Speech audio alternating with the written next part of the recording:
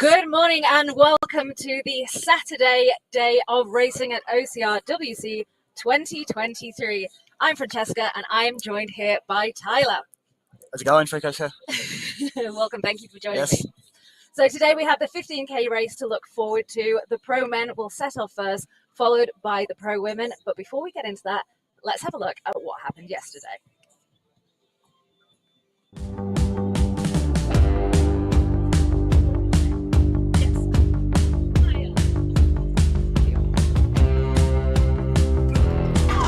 It feels amazing to be this year's world champion. It's been 4 years since I've been at this race. I was injured for a couple years with an ACL tear, and so to come back healthy and compete against the best people in the world and come away with a win is just the best feeling ever.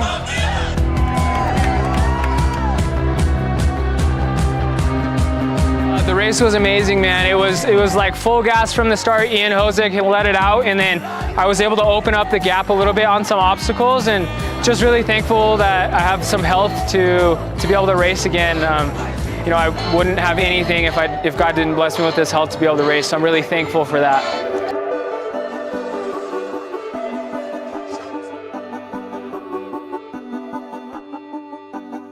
See you tomorrow at the 15K.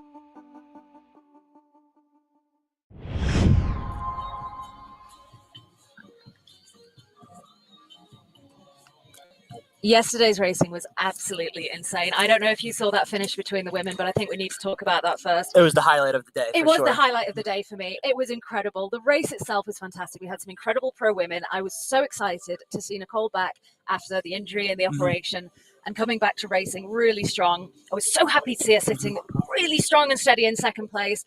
And I'm not going to lie, I had already typed out my results for the 15K. The time we saw Lindsay crossing the barbed wire, and I lost my voice screaming. Yeah, lost my voice screaming. That's what you watch a sport, right? Just those head-to-head races. I mean, Lindsay and Nicole back at it again. For sure. It was incredible. Both of them have been podium winners here before on the 3K, and to have them battling out. We are missing a few athletes. Ida Mathilde last year took the 3K title. She's not here this year, but it gave a chance for other people to kind of also, gave a chance. They are both incredible athletes. And that finish line, that A-frame was insane. We actually had a shot from one of our sponsors outside. Van was underneath the A-frame and got a shot looking up as Nicole overtook. So if you've not seen that, head to our page at OCRWC on Instagram and you can see that video of she threw herself over with with reckless abandon. It was absolutely amazing. Yeah. And then in the men, I think that was actually quite a surprise result. I did have Manuel to be on the podium. So Manuel Defoe is a Swiss racer. He's been doing really well in the 3K Spartan series. So I had him for the top three. Rylan, I adore Rylan. I am a big supporter of him, but he's had a lot of issues. After Trifecta World Championship last year, he had an Achilles injury. And whilst he's been doing quite well this year, he's not been running as much. He has a really great holistic attitude and a positive attitude towards everything, and he puts the work in. I was so excited to see him take that win. Yeah, it's really great to see him come back. He's been really struggling with injuries his whole career so far. So it's really glad to see him really shine today, or yesterday rather. Amazing. Then Ian Hosick in second. We've not seen that before. Yeah, no, Ian Hosick's been on the doorstep for a long time, and he got through his podium, and he's been taking this race very seriously for a number of years. So really glad to see him do really well, and I expect to do really well today as well. Absolutely. So athletes today, it's a little bit tricky to talk about who's racing today. We had some last-minute athletes sign up for the event, which we weren't even particularly aware about yesterday. We had some Russians who signed up literally last minute.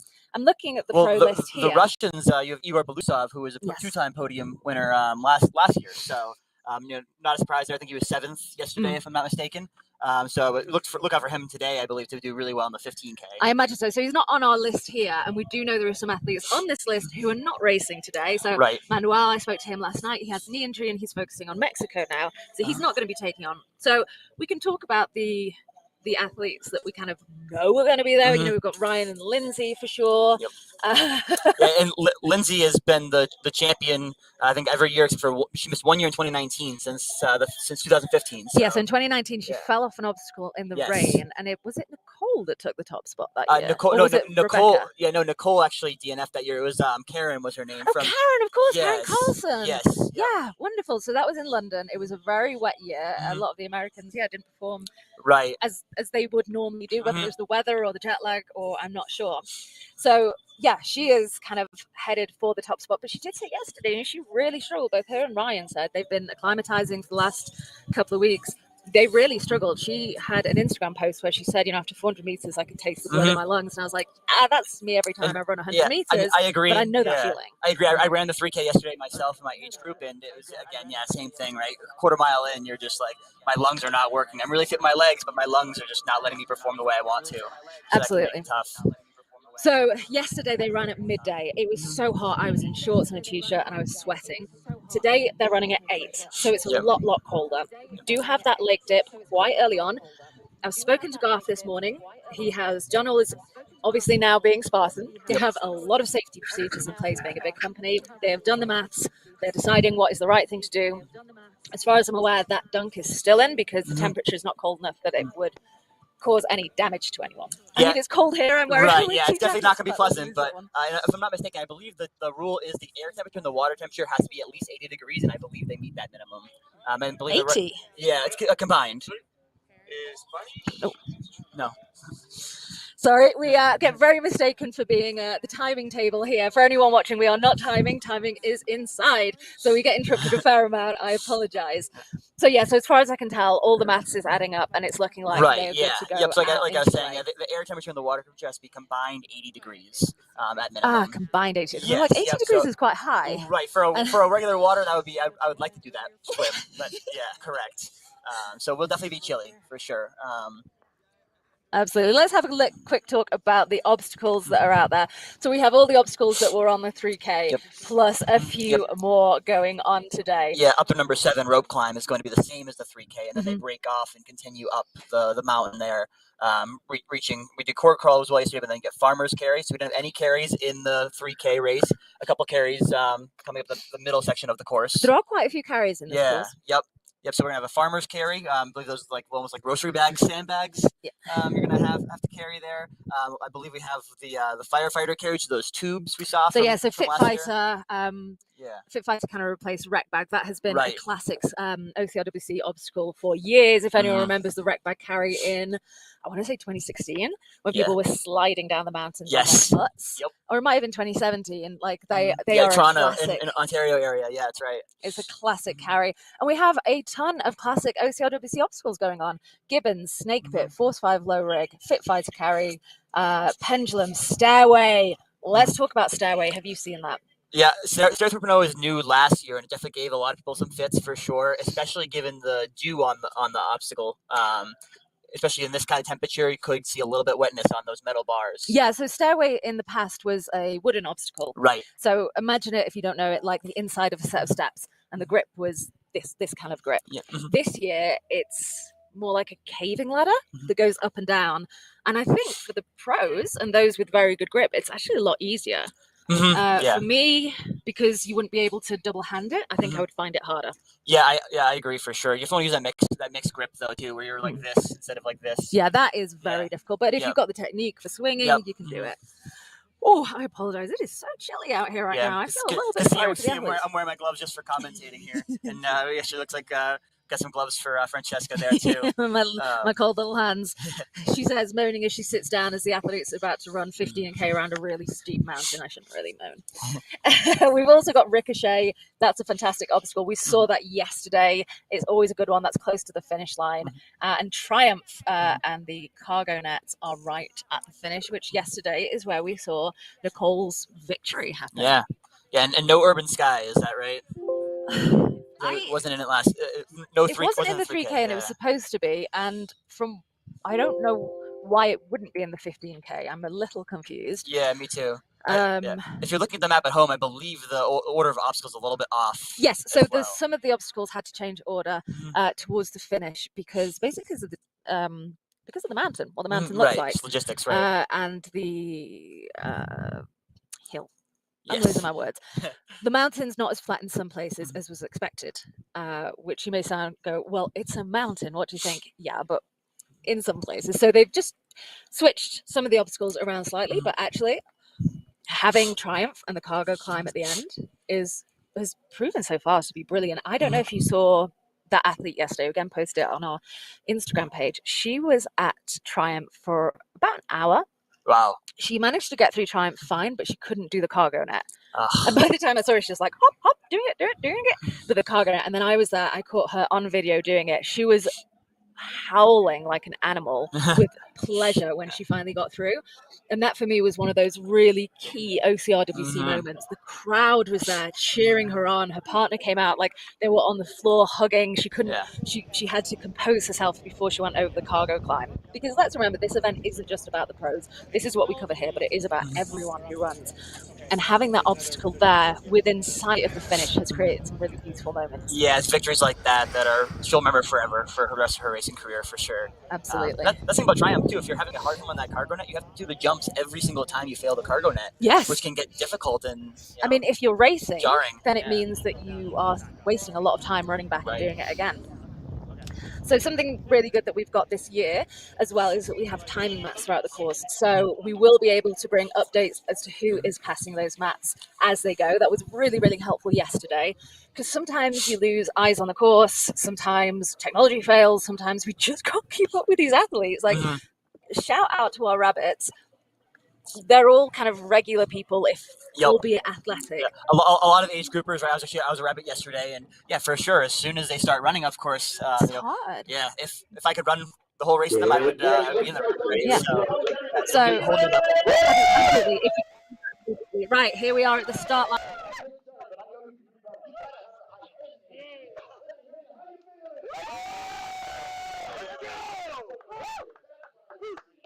Seeing here, to be honest. Yeah, myself as well, but I think it's going to warm up a good bit in the next hour and a half while this will be out in the course. So the sun has only just come up. Right. I mean, I will probably be losing my jacket during this coverage. This very strange looking jacket on me right now. But yeah, they are going to get warm quickly. And actually, it is quite good advice for athletes when they're going through water to wear fewer clothes. Right. Because the more you wear, unless it's very good compression gear, it's going to cling. It keeps the water in.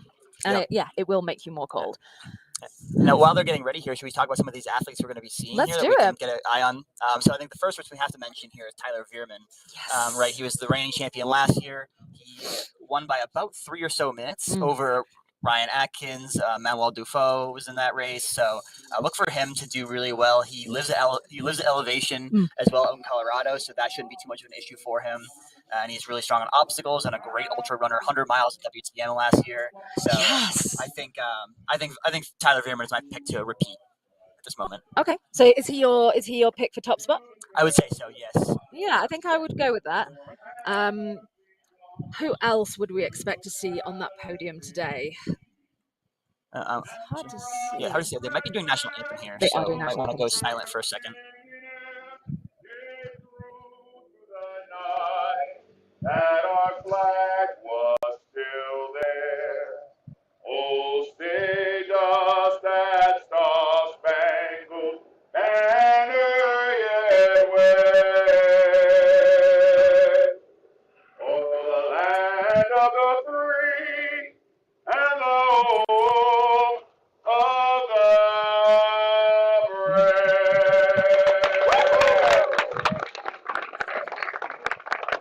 Thank you very much, Mr. John. And while we started today with the American National Anthem, we want to Don't even hear Dustin here, but we'll let Dustin do his thing. He is just incredible at what he does, the emceeing, or the start line MC rather. It's interesting. We've had a few different start line MCs over the years. We had Spartan Phil when we were in the UK. Yep. Justin Manning in Stratton. Justin Manning in Stratton. We had Coach Payne in Canada, and I'm not sure who we had in the first 2 years. I jumped into this sport here in about 2016. That was when I first found out the OCR World Championships. That's when they were in Canada. The second year, I believe, is when I first did it. It's quite nice to see the start line because I never got to see him. And here's Adrian. We love Adrian. Yep, He's doing his pre-race briefing. Yep. There's Ryan.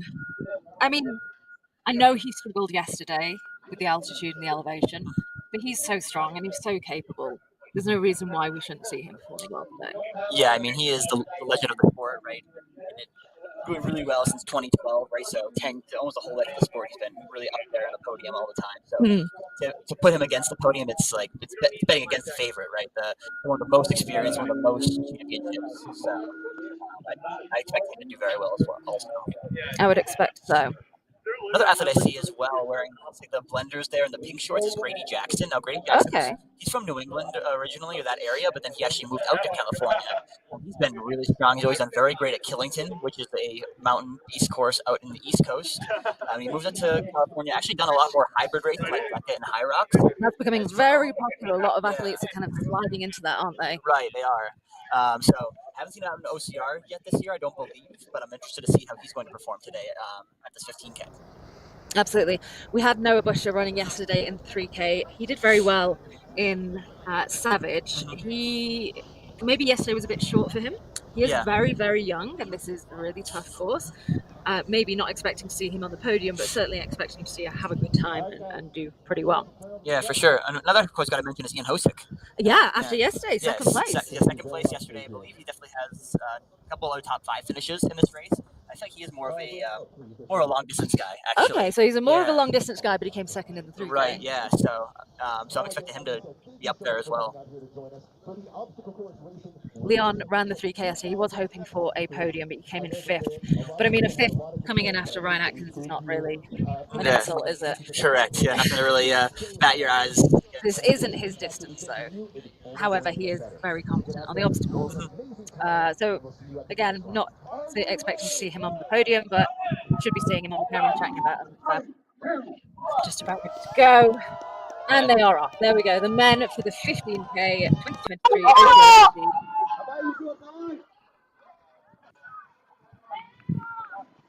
Now, do bear with us. We are in the middle of nowhere. With this many people on site, the cell coverage that exists can become patchy. Our rabbits will do their absolute best, and anytime we don't have an image, we will be giving you as much information as we possibly can. Here they go, hopping into their ATVs, ready to zoom up the mountain. It's a really tricky job that those guys are doing out there, and for sure. We appreciate it massively. I know it's frustrating at home when there's not a picture, but we will do our absolute best to bring you all the information we can. As we sit here, the sun is just starting to come over the trees there. It is light. The sun's not been up long, but kind of as we're behind the mountains, the sun comes up over the mountains. It starts to warm up really, really quickly, and that sun is just hit our eyes. It's absolutely beautiful. So we do have 2 ATVs today, one for the men and one for the women, which hopefully means we'll be able to get some good eyes on the guys out there. And we also have the timing mats out. So we have one at rope climb, which is 2K in. We have one at confidence climb at 4.4K, cargo crawl at 8.6K. We have a mat, it looks like, at 12K, and then barbed wire crawl at 14.75K, and then it's the finish. Now, where we're sitting, we can see the barbed wire crawl. Yes. So we will be able to see the first athletes coming in, and then we can kind of see them run down the mountain. Unfortunately, even though we're on the deck overlooking the course, we don't get to see them do the finish, which is a shame, because yesterday I was standing up like trying to get a good view of the for sure.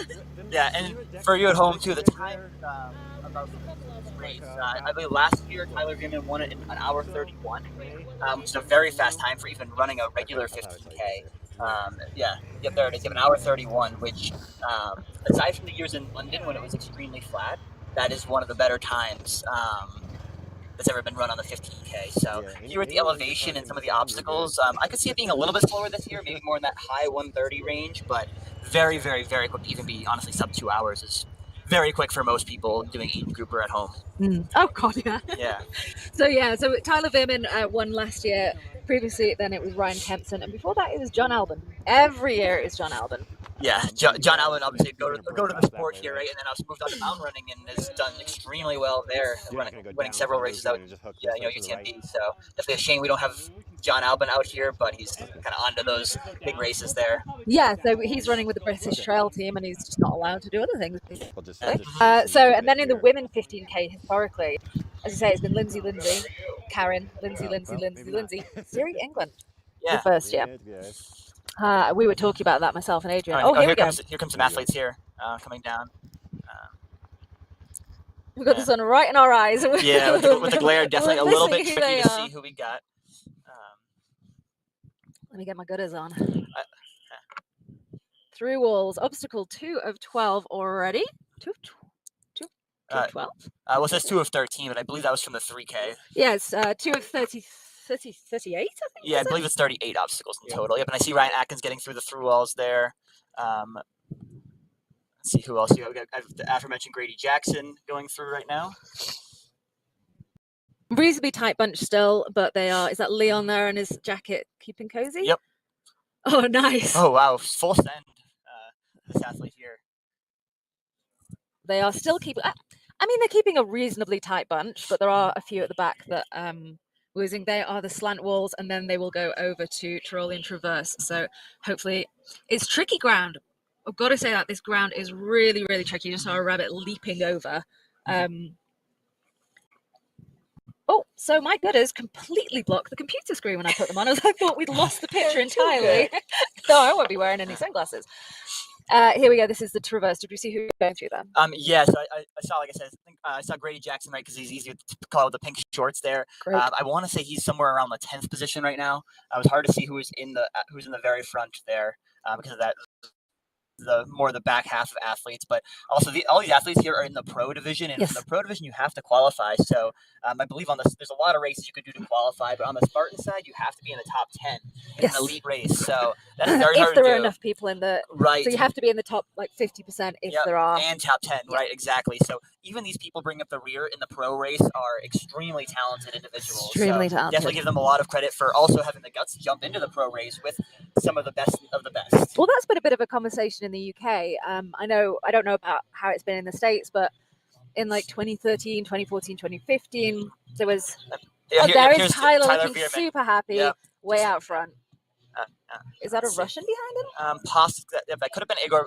No, Igor Belusov is. Let's see. Yeah. Yep, so we got Tyler Veerman with one other individual who we don't have a name for at the moment. I love Tyler. Yes. He is such a kind soul. Like, he's an incredibly talented athlete, but just such a nice person as well. Yeah, and all the athletes really are super nice. I mean, you go up to talk to any of them, and they're just willing to share about their race. If you race yourself, ask you about your race. Yeah, really a lot of them are coaches as well. Yes. So if you're ever interested in upping your game, there's Ryan. Is that Ryan coming in about fourth, fifth? Yeah, it might be 4 right now. Looks like going up a good steady climb here. Yeah, we got Veerman hanging on in second place right now. Sorry if you hear a bit of banging in the background. We're just putting up a little sun shield because the sun's starting to get in everyone's eyes here. Yeah, the booth's really getting right into our eyes here, so making us have to squint as well just to look at the screen to see who we got. Yeah, and then we want to say that could be Leon. No, he's a tank. No, he's wearing a vest. He's wearing a jacket. Right, but then right after him is Atkins. As soon as we get to the rope climb, we'll have names. So as we said, I know it's incredibly frustrating at home to not have this accurate information. We've had last-minute sign-ups, and the information just hasn't. It's not possible for the team here, with the amount of work that they're doing, to be able to pull that information for us, like this morning. For sure. I'd like to know this gentleman is here because he is looking quite strong. And then, of course, we've got athletes who are choosing not to run today after.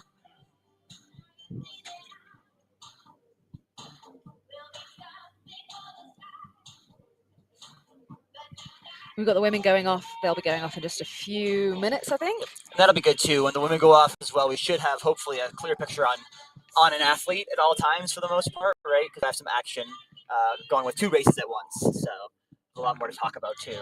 Look at this track here. Like, this is bike track, so the gradient and the pitch is quite tricky, but also underfoot the texture is going to be really tricky.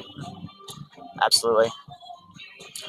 Some of these grades you're seeing too, they're probably somewhere between that 3 and 5% mark, which just doesn't seem like a lot, but to run it that pace at this on that grade is quite impressive, especially for a long race. Here's our first look at Skull Valley. So we have Tyler Veerman and like we mentioned, one other athlete. Russian. Is that Russian? It's hard to tell with the flag on this gentleman's shirt. but like we mentioned, we should get through first. But one thing you got to keep an eye on there is the way that Bierman went through that obstacle. He put about 3 or 4 seconds on the person he was right neck and neck with, which was quite impressive. Now we have Atkins here looking really smooth as well, putting up some good time on some of the other athletes here. You can see how much more efficient Atkins was. Oh, absolutely! Look at that. Yeah, because it's when it comes to the obstacles that you see the difference between runners and OCR athletes, because the fluidity, that was something John Alban was always very good at, was the fluidity on obstacles. Absolutely, yeah. And it's also about recovering too on the obstacle as well. Have a little bit of chance to breathe. So I'm just looking at who started here. We have now the list of who crossed the start line. We've got Jonathan Stern, he's from the States. So the gentleman in second is Fernando Valenzuela from Ecuador. Yes. Here's a shot of, looks like Leon. There's Leon. And I'm curious what Leon's going to do here with his vest, right? Because of course, that jacket. Hot. Yeah, it's going to get a little warm, for sure, but he looks super comfy and happy. Yeah. These guys here are really ripping. He's also wearing a neckerchief there, so unless he's going to tie it around his waist, maybe he's not wearing a shirt underneath, and he's just keeping a little bit of advertising going on there. Yep. So yeah, so we had in first place, the first couple of athletes that we were seeing were Tyler Verman, Fernando Valenzuela, and Ryan Atkins. We were seeing that. Right. Okay, Fernando just hit the rope. Oh, it says second though. That's weird. Tyler hit the rope line. Yep. So we have 13 with Fernando. Right. Okay, so we've just got the first athletes hitting the rope climb, which is our first time we met out on course, which is 2K in to this 15K course. Tyler Verman came in first, followed by Fernando Valenzuela, Ryan Atkins, and Ian Hosek. So Ian is still really holding his own here in this course. And Ian could potentially be the gentleman I was talking about in the blue the darkish blue shorts, not blue like Atkins, but it looks like almost like some lightning strikes kind of on his shorts. And there's Ryan going through. Yeah, going through these are cords, these are not barbs, but still quite difficult, especially given it's uphill. But you don't need to worry about your back. Right, you can be a little bit more reckless with your back. You don't have to worry about any cuts there. Hitting the rope climb after Ian, was Grady Jackson, Liam Cufford, and then Sam Osborne, Ethan Brown. They are really sticking close together. Yeah, and Sam Osborne too is an athlete who's been very good in the Savage Series. Yes. I believe he's somewhere in the top 5 in that Savage Series. So we're looking at a gap of 45 seconds the in top the 10 top. on the screen here that you can see. Oh, there we go. There's our top 10. Also in 9th there, Court Dixon. I believe he's from Utah. I was out at the Utah Beast race and I saw him podium there in the elite division and did very well. Here's Ian Hosek actually in this. So he's the one in the vest. Yeah, okay, he's in the vest. Now it would make sense. I'm sure people at home are like, why don't you go down to the start line and see who people are and see what they're wearing? And every time I'm like, yeah, I should do that. But unfortunately, I'm also sitting here 20 minutes before the start starts. I wanted to do that, but very technical. So looking at this top 10, there are a few surprises in there. Fernando Valenzuela, and I apologize if I'm pronouncing that incorrectly. He's kind of a new name for us. Yeah, he is. I've seen him before at some other races, some other mountain races, but I think he's from Ecuador, right? So we don't really get a lot of eyes on South American OCR very often. Well, that's one of the nice things. I know we've had criticism about this event being on the West Coast, but we have athletes from China. We have a lot of athletes from Asia. South. He's from Switzerland. Oh, right. So we've got lots of athletes from South America as well. And whilst like Team Puerto Rico, and maybe that's not, I'm iffy on my geography, but it's south of the States for sure. We are getting a lot of new athletes that we've not had before. And it's good to grow the sport, and it's good to give other people an opportunity.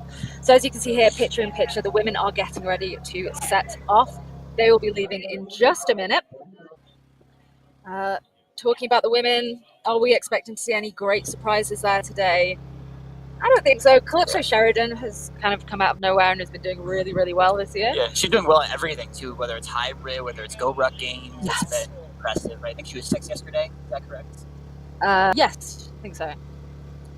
Obviously, we have, as far as I'm aware, Nicole and Lindsay are still racing today. Yeah, I mean, you got to imagine they're going to be the heavy favorites to go 1-2, right? And then Annie Doobie's always been that person who's been in third, kind of knocking on the doorstep of Lindsay and Nicole there. So I'd be excited to see if she can. So for some push. reason, Annie's one that's not on our list. Like we Okay, know she's yeah. racing, but she's not on our list. It's tricky sometimes pulling the lists, and everyone's got a lot of work to do. So of course, Annie Doobie, we could see a similar podium to yesterday. Right, absolutely. And also, look out for Eureka Evanson. She's not here. Oh, she's not here? She's not here. She's on our list. She's on our list, but she's not here. If I'm not mistaken, she was 4th last year. So I saw that name. I got excited that she could be a top person. She has been doing really, really well in Europe. She's a great athlete. I'm quite sad that she's not here because I think this could be a good chance for her to really shine. We've got Ryan there on camera. Always fantastic to recognize with his bouncy hair and his lovely running gait. Yeah, he just looks so smooth and effortless whenever he runs. You can tell here too. Good bit. He's putting some distance on Ian Hosick, who I believe is behind him in the blue there. So from our angle, it does look like he's putting on some good. I mean, if he's got that distance between, so that's 3rd and 4th place. If he's already building that distance between 3rd and 4th place, and we're 14 minutes into the race, then there's going to have to something really big happen for that top 3 to now change. But we also have like another hour and 10 minutes to go. Right. Yeah. You got to wonder if we don't see Veerman or Fernando Venezuela there. So you got to wonder where are they in this? They could be way ahead. As we back up, we're getting smaller. Ryan is getting smaller and smaller there. We still don't see Fernando or Tyler. So no, and we don't see many people behind him either. So just to recap, behind Ian was Grady at the rope climb. This was. Behind Ian was Grady Jackson, Leon Cufford, and Sam Osborne. So the start of the race is a little bit iffy. It's hard for the ATVs to get there, and our cameras, it's just too hard to follow the athletes. So we're kind of heading backwards up the course here towards the through walls. As we were saying before we saw the athletes, this terrain really, really tough. You can see there's like a couple of big dips. I was out there yesterday. They're quite hard to get across, so unless you find exactly the right spot, and that's kind of where the athletes are going. It's either like a little climb in and out, or it's a huge leap. No one wants to break an ankle, but no one wants to get in the athlete's way. Right. So it's quite tricky, but yeah, for the athletes, this terrain it's soft, it's rocky, it's unstable underfoot, isn't it? Yeah, it doesn't give you a lot of push when you're running down it, right? Like hard packed wood. We can hear, I'm not sure if you can hear at home, the rabbit breathing. I have videos yesterday. I was out on course taking videos, and just all you can hear is me just like, it is so tough. We have spoken about the elevation quite a lot, and it's been, there we go, that is Tyler there. We just got a shot of. We're losing a little bit of coverage as we go up the mountain. But we can see there, that was Tyler. I'm assuming still in first place as we run around him. I think we're going to wait around at the slip wall and the tie road traverse for the women. They likely should be approaching pretty soon. As the sun comes up, it is starting to warm up, so it'll be interesting as the athletes start to get to the lake, what it's going to be like. I never had a problem with water until I started doing OCR. Yeah. And then it was my first really cold lake dip at, I want to say it was 2014 Beast at Pippingford Park. And anyone in England will know what I'm talking about. And it was so cold, and there's a picture. Oh, here we go. Here are the athletes coming through. To no surprise, Nicole and Lindsay. Neck and neck. Just, I mean, you love this. Look at that leap. Like, it's just crazy how close they are. You never see anything like this. No. In OCR, right? You see this in track all the time when they're together. Lindsay. She is not going to back off after yesterday. Right, she I wants think to take that. She's going to have a little bit extra vigor today after. She's a very competitive person. She was. I mean, she's such a lovely person. Like, she was so happy for Nicole. She was so happy for Nicole. She's so congratulatory. But it's going to hurt for someone so competitive to have that snatched in the last few seconds. And so, yeah, that's going to spur her on between the two of them. Again, Absolutely. It's going to be a competition between those two unless something terrible happens. And we'll see who's then coming in third, which is kind of a bit sad for the third place because they don't really get spoken about so much when there's this kind of competition happening up at the front. For sure. And like I mentioned before, too, all these women, every single one of them in the pro race had to be a top 10 elite Spartan or some other race brand, right? Other options as well. That's going to be, looks like Annie Doobie. So as predicted, 1, 2, 3, Nicole, Lindsay, and Annie. We're very short way into the race here. We're a couple of obstacles in, but the gaps are big. Is that Rose there? That's Rose. Yep. So, always easy to recognize Rose. Of course. And then one other woman right behind her in fifth, which we couldn't get a name on. I like Rose. I really want to see her. I want to see. Oh, that's Annie. Oh, that's Annie. Well, she looks to be a little tentative on that run. Yeah, she does. Yeah. I was surprised to see that woman. I recognize Annie by her glasses. Yeah, usually So I she's was wearing like, some oh, sort she's of, not wearing glasses. Now we have a good pack of women coming through Tyrolean Traverse here. So the top two, they're going to be fighting between the two of them. And then third's looked pretty steady by herself, but then there is a big pack. So we never know. Third could drop back a little bit.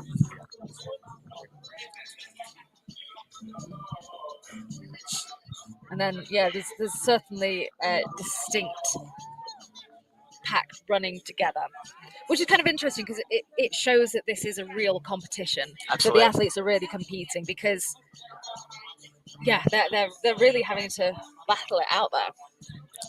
So yeah, you'll see that sun coming over the mountain there. So definitely. Oh, so we a do lot of have glare. Maud de Souter with us. So that could be Maud in third place. She's a fantastic athlete from Belgium. Okay. She does really, really well in Spartan races. She's been doing well in the big championships Maud de over in Souter, okay. Maud de Souter. She did well last year in the European champs. Off the top of my head, I can't remember her Is place. she a new athlete for OCR Worlds? Or at least near the top 5-10 Yeah. area? Okay. Yeah. Okay, awesome. Well, it's great to see someone new. Let's see who else is through. on this start list that we might recognize. We've got Calypso Sheridan, Caroline Simi. A name here that I don't recognize, Jacqueline Villanueva. Okay. Katie Duke, we know her. Katie Duke is a really strong swimmer who came over into Deca this year. Amazing. And then, I don't know if we've seen her in an OCR quite yet, so this is it's exciting. A few other names, Isabel Zamora Zarate, Camila Mejias, Karina Matricha. Isabella's from El Paso, Texas. So we're getting a lot of Chilean athletes here. I got a few nice videos yesterday of the Chilean team. They're really excited. Okay, it's kind of a bit awesome. like Team Puerto Rico, Yeah. like full of energy and excitement, and it's good. Again, this is an opportunity we're having for athletes to join that haven't necessarily been with us before because of where we've been. Absolutely. So let's see if there's anything going on with the men. The men have not hit the next obstacle. So they hit the rope climb, which was 2K in, but not the confidence climb yet, which was 4.4. Here we are. This is at the dunk wall. Oh boy, so this dunk wall is very early, huh? That's obstacle 10, yeah. So dunk wall comes just before confidence climb. Okay, so assuming we're waiting for the top men here to be hitting this dunk wall. Yes, I would expect so. Oh, here they are now. Here we go. Here's Tyler coming through. I'm guessing that's going to be Fernando still. Oh, we can see the top four still. Like this. Yeah, still within. Them. Nice. Yeah. How many countries? The number. 50 nations taking part this weekend. 50. 5-0. 5-0 or 5 5-0 Announcer or wins 5-0. 55. 5-0. Yeah, we've got a lot of different nations here this year. At least 50 nations taking part. So that list is correct. We've just lost the picture there as they came through. It looks like we have Fernando in second coming out of the water. This, I mean, it is rapidly heating up here. And there's Ryan. And you can see all the athletes. So they run around this, like, it's a shame for the athletes that they're not seeing this at midday, because I was there the other day as Garth was putting it out, and it is such a beautiful, like it's pale blue and sparkles. Oh, of course. I'm taking the course myself at 12:15, and I'm excited for what it might look like for me. But so Tyler has hit confidence climb, which comes just after the dunk wall, followed by Fernando Valenzuela and Ryan Atkins. They are the only three to have hit the confidence climb so far. Yeah, but I think now Ian Hosick has just got there. Right behind. We are talking about a 30-second gap between those top four. From Tyler to Ian. Oh, wow. About 30 seconds, if not a little bit less. Okay. So they are sticking together. We're 4.4K in, so we're almost a third into the race. Mm-hmm. And oh my gosh. Still moving really fast. So now they've got a little bit of a downhill, one slight uphill, and then they kind of go across the mountain for a little bit. But there is a ridge here. We should be able to see them from the village running across a ridge, which is really quite beautiful. That's awesome. It goes there, I think. But I think our view may be slightly impacted by all the signage that's out here on this deck. Yes. Now, for anyone who's running later in the day, I do just want to give some motherly advice. Wear sunscreen. The temperature is not that high. Yesterday it was 18 degrees Celsius. I don't know what that is in Fahrenheit. But somewhere in the 60s. a lot of people got burnt. I wear Factor 50 every day because I'm very Irish. Just about the name. Okay, Nicole just came through rope climb first. Okay, so we've Right got Nicole coming through the rope climb, followed by Lindsay 1 second after her. Wow. There is a 1 second gap with Nicole in the lead, followed by Lindsay. Let's see who comes through next, and we'll see what our top women are looking like. I just want to reiterate that point. Please, please, please wear sunscreen out on that course. We are in the mountains. It sounds really silly when you say we're closer to the sun, but we are. Do not get injured. Do not get hurt. Sorry if I'm teaching you to suck eggs. Look after yourself. It's going to be hot out there today. Absolutely. We've had no one else come through the rope climb yet on the women, so let's quickly look at the men. What's going on there? Ian Hosick came in 4th on confidence climb, followed by Sam Osborne, 9 seconds behind him. Oh, wow. Okay. So top 5 now, we're looking at 39 seconds between. Noah Busher was 1 second behind. Wow. Yeah, I mean, they were sticking together. Court Dixon, exactly the same time as Noah Busher on the confidence climb. Ethan Brown, 1 second behind that. And then Grady Jackson, like 10 seconds. So we got a really nice pack between Sam, Noah, and there could be an opportunity there with how close those 3 athletes are to maybe steal 3rd. Right, maybe steal 3rd. You may see them work together for the next, several kilometers of the course. Just staying together is going to help push the pace. I had a chat with Ryan Kempson the other day, and he was talking about racing strategy, and I was like, I'm not a pro athlete, never have been, never will be. I didn't really think that there was a strategy necessarily. Like, my strategy has always been don't die. Yeah, there absolutely is a strategy for sure, especially when you go around a corner. If you can get out of sight, if you're racing someone, or say you even take a carry and you sprint with that carry for 10 strides, just get a little gap on them to really get in their head, oh crap, I have to keep up. So coming through on that rope climb, it was indeed Mel de Sousa from Belgium. Okay. So we have a European there. Great, yeah, no, it's great to see for sure.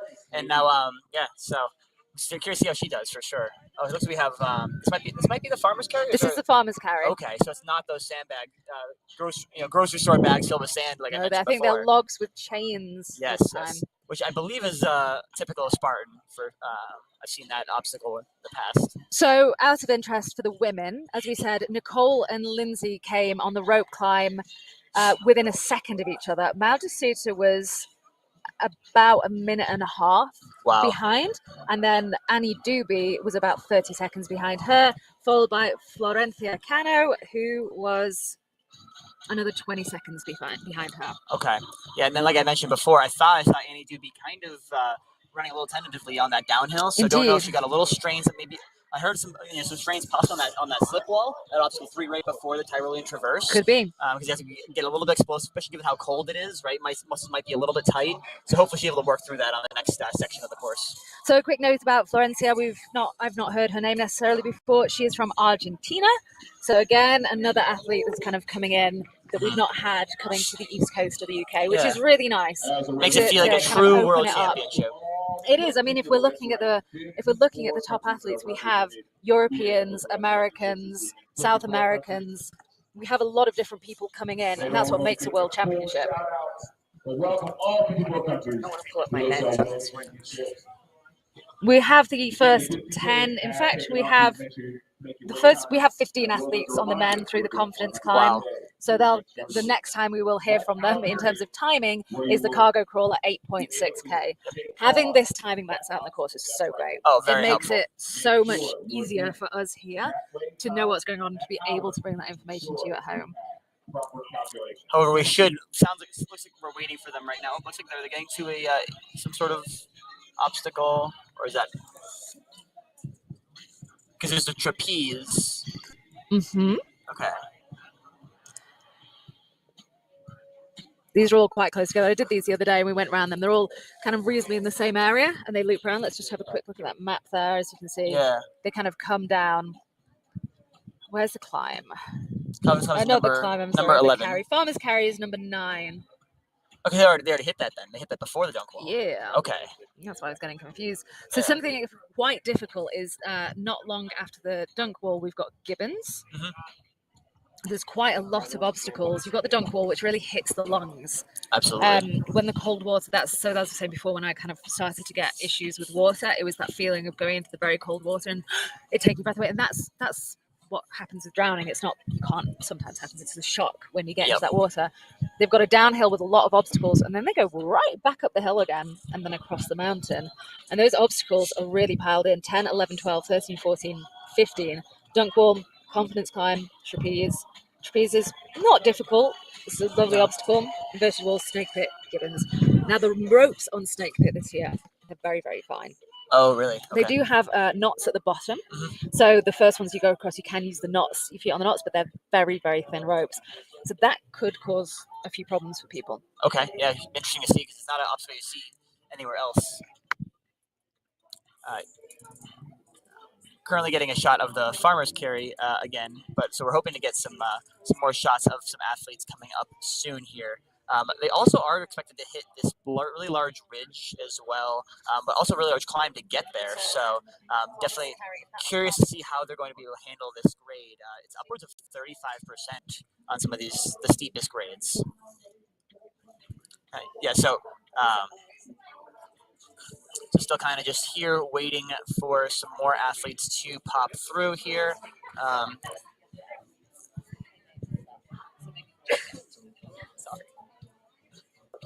Yep. Gonna see if we can get another update here. Let's see here. Okay. Yep. So I'm waiting for the women. Then we're kind of waiting on another update on here, as well as the females too, because it really could be anybody's game here as far as it comes to that 4th to 7th position as well. So excited to see how that is going to shake out. Because getting top 10 at an OCR World Championship is nothing to sneeze at here. Oh, here I have an athlete coming up here. Let's see who this might be. This might be more of the back end of the men's. Back end of the men. I think we're possibly here waiting for the women. Yes. I know one of the ATVs is going to get up to the top of the mountain, and then they're going to run across the mountain. Right. Yep. So we'll hopefully get some shots of the top women doing this farmer's carry, headed up towards the dunk wall, and then we'll hopefully get up to the ridge by the time the men can get there.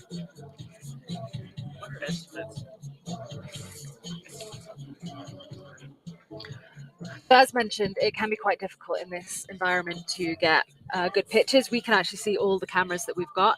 A couple of them are slightly patchy, so when we choose the image to push out, it's the one that's the most reliable.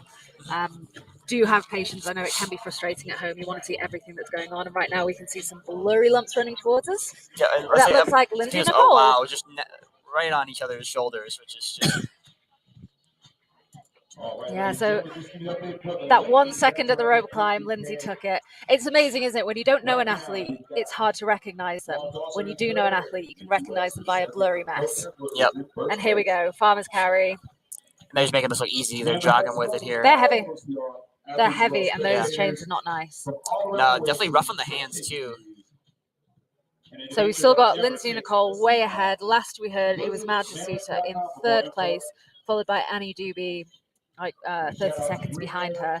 But Maud was about a minute and a half at the rope climb. Yep, so that gap could have stretched. Yep, and here we have actually a top 10 list here currently for the women. So Maud D'Souza, Annie Doobie in 4th, Florencia Cano in 5th, Caroline Colstow in 6th, Calypso Sheridan 7th. That athlete mentioned Jacqueline Villanueva, who we have not heard of quite yet, in 8th. And then Julie Best and Ashley Heller, who have been around the scene for quite a while, 9 and 10. So curious to see what the gaps are in the 5 to 10 range, and see if there's really any catching, even Maud at this point. Yeah, so it's quite interesting for me as a European. I see the American racing, the US racing, and Canada, and European. I'm always pushing the Europeans. I'm very, very strong at pushing the Europeans. But there are other markets that we don't know about. Yeah, I was speaking to an athlete from China, and we kind of want to have more conversations with him to talk about what it looks like over there. But South American athletes that we don't get to hear from as much, and it's really nice to see them here on the leaderboard, kind of getting a bit of a time to shine. And it's going to be taking some people by surprise, because they're going, oh, well, I knew where I stood against these guys, but I don't know where I stand against these ones. Yeah, and Jack Bauer always pushes through a pushing contest as well. He does. And I would be surprised if many people had Maud D'Souza on their podium or even on their top 5. I saw her on the list, but I thought she wasn't coming. I would have put my top 3, as we discussed, Nicole, Lindsay, Annie. Yep, would have been in my top 5. Yep. But any of those others, I don't know their names. So they not any of those others, but the South American athletes, I didn't know them, so they wouldn't have been there for me. Right, yeah. Yeah, like I mentioned before, South America, China, both markets we're not really too sure of, but really growing markets for Spartan, particularly, right? Spartan being a global brand. And then also there's a ton of other race brands as well that we have not heard of. We don't know. Here in the States or in Europe. I've seen quite a lot of Middle Eastern athletes here this weekend as well. Yeah. And we all know that, of course, Spartan hosts the World Championships in Abu Dhabi, right? Of course, Tough Mudder going over there in February as well. So it's quite exciting for them. Yeah, there's Annie. Again, look at that gate by Annie. I mean, maybe it's just the angle, but again, looking a little bit. That's Rose right on her tail. Yeah, was Rose on our top 10 list? On the list that we saw earlier? Yeah, I don't believe so. Oh, she should have been. That would have been. I don't know. Maybe her chip's not working. Oh, that would be a bummer. Because, yeah, Rose Wetzel was not on that top 10 list, but that is most certainly Rose. That could be. Well, we're seeing her. I hope Rose didn't forget to put a chip on. Yeah, that could be possible. I believe actually that happened to Lindsay Webster in 2019 at the 3K. She forgot to put her mandatory obstacle completion band on, which DQ'd her from the race. So that case, things like that can happen. They can happen. I mean, she only signed up for the 15K yesterday. Rose she did? was yes. Oh, she was really? unsure about whether to do it because she okay. didn't know how she was going to feel after yesterday. And then I was at the desk when she came along. Okay, and here's Mao DeSuter. So it appears though she's in 5th, but also, I mean, unfortunately, if Rose forgot her chip, that would be a DQ for Rose. Oh god, which would be heartbreaking to see. But so then that could push up Mao DeSuter here to 4th. Oh, Annie's 3. Annie's 3. So Annie's 3, and like we mentioned, Rose could be in 4th, but she's not appearing on. So our Annie, results. then, if Annie's coming in 3, that means she's overtaken by 30 seconds because she was 4th on the rope climb. Yeah, I mean, Annie's a very strong mountain runner. I mean, her Instagram handle is Mountain Goat Girl. Mountain Goat Girl. So she's done very well in some of the Cirque series out in Utah. I believe she lives in the Rockies as well. So at elevation also. So that could be playing to her advantage during this race. Absolutely. So after the farmer's carry, it's going to be the dunk wall for the women. So we'll see them going through there soon. Even just in the time between the men and women going through, it's warmed up a lot. I mean, it's still chilly, but they are running really fast, and you get hot here very, very quickly. Yep, for sure. I mean, it was so hot here yesterday. I'm here. I didn't pack any shorts. I have a dry robe and a ski jacket in the car. I have hiking boots, lots of woolly socks. I didn't pack shorts because, like, I don't have the space for that. It's going to be snowing. Yesterday, I had to go to Merch and buy a pair of shorts. They're actually really, really nice. Yeah, no, I mean, that's one thing too, right? You're really unsure. Here we go. This is Lindsay coming out of the dunk wall. And look like, with a bit more of a gap. We say a bit more of a gap, but, you know. About 10 seconds? Not even? 10 seconds for us. Right, yeah. With Nicole behind her. Lindsay hit confident climb at 8:39. Okay. So Lindsay's already hit the confidence climb, and Nicole came 10 seconds behind her. Well done, you. Yeah, you're right. 10 seconds. Great. Yeah. And then we're waiting for the next athlete to come on confidence climb so we can see. So there's Nicole right on it right now. Absolutely. Yep. So now this is actually the Spartan slip wall, actually, if you recognize it. Yeah. It's just renamed here for confidence climb. Get ready to see magic in the making. We're keeping our eyes on the men as well. There's quite a big gap. So we had 2 checkpoints. Starts, rope climb at 2K, confidence climb 4.4K. The next checkpoint we get is 8.6K. So there's a bit of a gap now. And they also have to get across the mountain. Yeah, and hopefully we get a picture of them, or hopefully we can see them from where we're sitting, which would be pretty darn cool. I was mentioning too, I believe they're going to hit the sharpest grade on the course as well, at about 35%. You can see just looking at the map. Maybe we could get a quick picture of the map, point out where they are. You can see, because it's an aerial view, it's not a drawing. Right. You can see what they're going to be running across. It's quite difficult. Yeah, so they're kind of, if you look to the top corner, top right of your screen. Yep. The women have just hit number 9. Well, they've done number 10, 11. So that's kind of up where the lake is. If you look at the 15K, 3K, it's directly below that. They then have to go down and back up and then across the mountain. So this kind of running here, what are we looking at here? Yeah, I think we're looking at some ridge running is what it seems to be. And then, but like I said, before that, we're going to have that big climb. I don't think it's that terribly long, but like I said, it's terribly steep. It's the steepest section on the course. So I think that's what we're going to be looking at coming up for the women here. And I'm assuming the men are probably already past that. I'm also curious to see if that snake pit obstacle or Gibbons shook up our leaderboard at all for the men. Yes, absolutely. We've not had any more women going through on confidence climb yet. That was quite a while ago. Yeah, we're waiting on the dunk wall, and here we have looks like this could also be a man here coming around the corner here. I see two people, but unsure if either of them are third place. I think Annie was wearing blue, and looks like I might see some blue in there. So we had Annie's wearing the glasses, yes. and Maud had like a grey, like black and angled white, top maybe. on. Yeah. Like representing those Belgian colors. See, that looks like Rose in fourth to me. Yeah, like we mentioned, I think Rose could be in fourth in the race, but like I said, we're unsure what happened with her timing and why it's not popping up on our screens. Yeah, so here they're wading through some water. Looks to be about knee deep. You'll notice they're trying to keep their hands out of it as long as possible. They don't want to get their hands too chilly. And they're going to dive right underneath. They're doing a little skip technique as well as a fast way to get through this dunk wall. And there goes Annie underneath, and then Rose possibly only about 5 seconds behind. Look for them to try to run a little bit, just to try to get warm up. Yeah, warm up again, right? So we've got 1 and 2 really close together. Bit of a gap.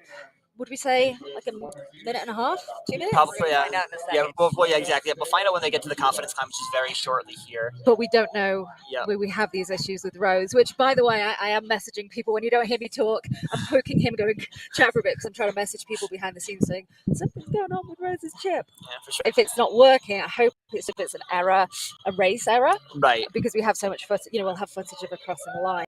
If it's her error and she's not wearing a chip, that would be heartbreaking. Absolutely. Morning, guys. Yeah. And now, so we're going to get some age groupers out here as well on course. So that looks like Annie Doobie was at the confidence climb at 8:43. So that's 4 minutes, 3.5 minutes behind. Yeah. Well, actually, it looks like we're getting a shot of the carry here. It looks like this might be the Fit Fighter carry, actually, from some of the men. Oh, excellent. So that's obstacle 18. So that's kind of right in the middle of the mountain. I wish we could see them. We've got huge posters out here on the deck. We're on a beautiful deck for those of you who aren't here. To the right is the 100 meters, and in front of the deck is the finish line in the festival. We've also got our MCs up here. It's really good fun. We're out here on the deck broadcasting live, but we have massive printouts of the map, which are directly in front of us, so we can't see. We can see the barbed wire crawl when they get there eventually, but we can't see the ridge where we would hope to see them running. Yep. So Mao D'Souza came through on confidence climb. It's saying fourth, but actually that's fifth.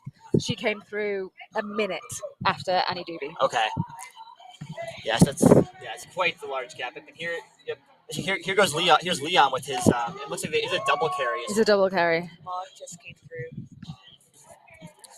Not terribly heavy. These but very awkward. Yes. You're going to see a lot of different strategies, right? I like Leon's strategy of putting it over his shoulder, but also based on the way his stride is, it seems to be quite a difficult pitch. Leon is an incredible technical athlete, but he lives in a very, very flat country. So he doesn't have the opportunity, one, to acclimatize to this elevation, two, to practice hills as much as he would like. But he's strong. Like, you look at those legs, they are strong legs. Although, is that potentially Atkins behind? No. Because that's Veerman in the arm sleeves. Yeah. Behind Leon. What? So Leon might have dropped. There might have been a downhill somewhere because Leon is an incredible downhill runner. Athlete. Yeah. That would no. Of course, yeah. They all are. Oh, this right? looks like Rat Atkins coming down the hill. Yeah. It's really hard to tell. So these guys are all kind of smushed up a lot more than they were before. Okay. Yep. So that's. Yep. We're waiting to get confirmation. Wait, there. Yeah, is that? That is Atkins because he's in navy blue shorts. I look for that hair. Yep. Wow, Leon.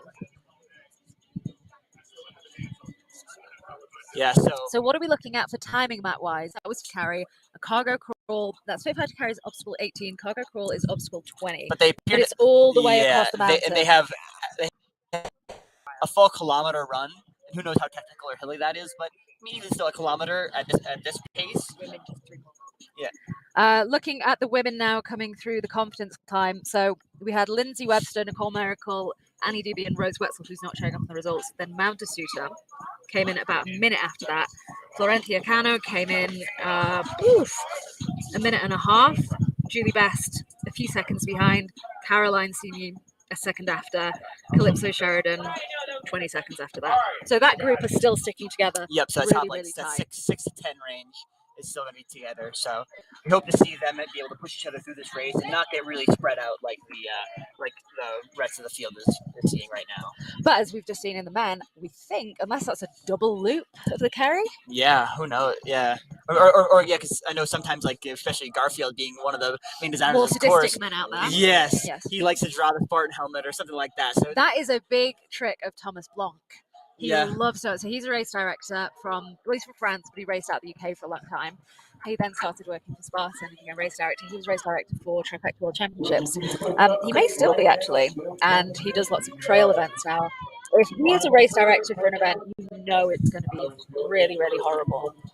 absolutely. Yeah, so Here we go. So, well, this is going to be some age groupers. This is this is the age group is coming to. I was a bit confused. I was like, this looks like the three walls. Hitting it with a lot of attitude there. Yeah, that's Zach Miller actually. Shout out to Zach Miller. He's from the New England area where I'm from. It's really nice to get a bit of a chance to see the age group. It's just something else fantastic that is happening this weekend, courtesy of the OCR report, is we have a live finish cam running on a separate feed throughout the entirety of the race, technology allowing, which means anyone who crosses the finish line can find themselves crossing and they can share that at home, they can take screenshots. One criticism has always been a bit, we focus too much on the pros. And I agree, we do focus too much on the pros. And sometimes we focus too much on the men as well. And the women don't get their fair share. It's working out really, really well today. One thing about this Tyrolean traverse here is that compared to maybe it's the way that was in the mountain, it's a lot shorter. It's Spartan Beast if you've run a Spartan Beast recently. Yes, it is a short one, isn't it? Yeah, and I also see Derek Rosansky as well. Gotta give a shout out to Derek. He's from the New England area. Some of my friends from the New England area. I love that. But yeah, I mean the men's 30 to 39 category is also very competitive. I mean, a lot of these people.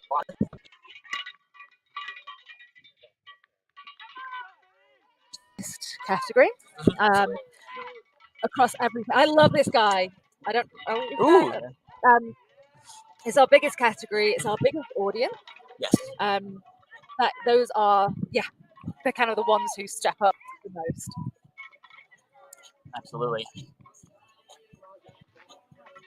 And all these people, I know they took away the qualifications for age group. However, a lot of them are still regular podium contenders in their local Spartans. There's a big push on the age group U.S. National Series. You'll see a lot of faces from that out there as well. It's interesting, the removal of the qualification. The reason why it happened, and Adrian's 100% point of view, is because of COVID, racing opportunities were lessened. And although in the States there are a lot of opportunities to qualify, in other countries, especially like the UK and countries where OCR is not quite so developed, we didn't want to limit anyone's opportunity to be able to take part. But also I know that people value the qualification a lot, and it makes them feel like it's worth more if they have to really, really work for it. Absolutely. And one thing I hope too you at home appreciate is you'll see some of these athletes and definitely like kind of resting a little bit, shaking out their arms, kind of taking their time, whereas the pros were jumping right on. So when you do it, especially as an age group athlete this weekend myself, I'll see some of these athletes do these courses and just at such a much greater speed than what I'm able to do it at, right? And I feel like I'm redlining, going absolutely all out, and I can how could I possibly imagine going any faster, right? Well, the way I'll explain it is, I'm not an endurance athlete. I was a very good sprinter when I was younger, so I like doing short, fast running, and I'm still a reasonable sprinter, but I don't like running long distance. Last year, when we had the much longer finish line straight, so we kind of went from Ricochet to an A-wall to the finish line, I would catch the athletes at Ricochet and run with them, and I would be running pretty darn fast. And I can run fast for short periods. This is at the end of a race, and they still have that in the tank. and I'm finishing it. I'm like, whew, I'm a little bit puffed there. So that's the speed that they're running at. Yes, absolutely.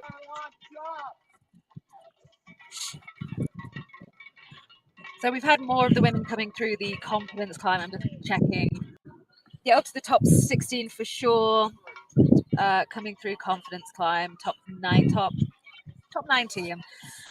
So what we were looking at there was Lindsay Webster, Nicole Miracle, Annie DB. Rose Wetzel is now on the results. We have fixed that. Oh, She awesome. is up there. That is wonderful. Oh, great. All right. She was 2 seconds behind Annie Doobie. That would have stunk to have her run such a great race. I know. She's running. Not She's be coming on in it. 2 seconds behind Annie. Wow, This could okay. be her podium. Yes, absolutely. So we have really it's two battles right now with two athletes, right, on each battle, right? Nicole and Lindsay for the win right now, and then Annie and Rose for fourth, and then hopefully Mao DeSuter can put her nose in it and make that third place podium battle an interesting one. Indeed. So Maud was coming in. Well, she was a minute behind on confidence climb. It's going to be tough for her to make that ground up. Right. But she is a very, very strong athlete. Yes. So let's not discount her.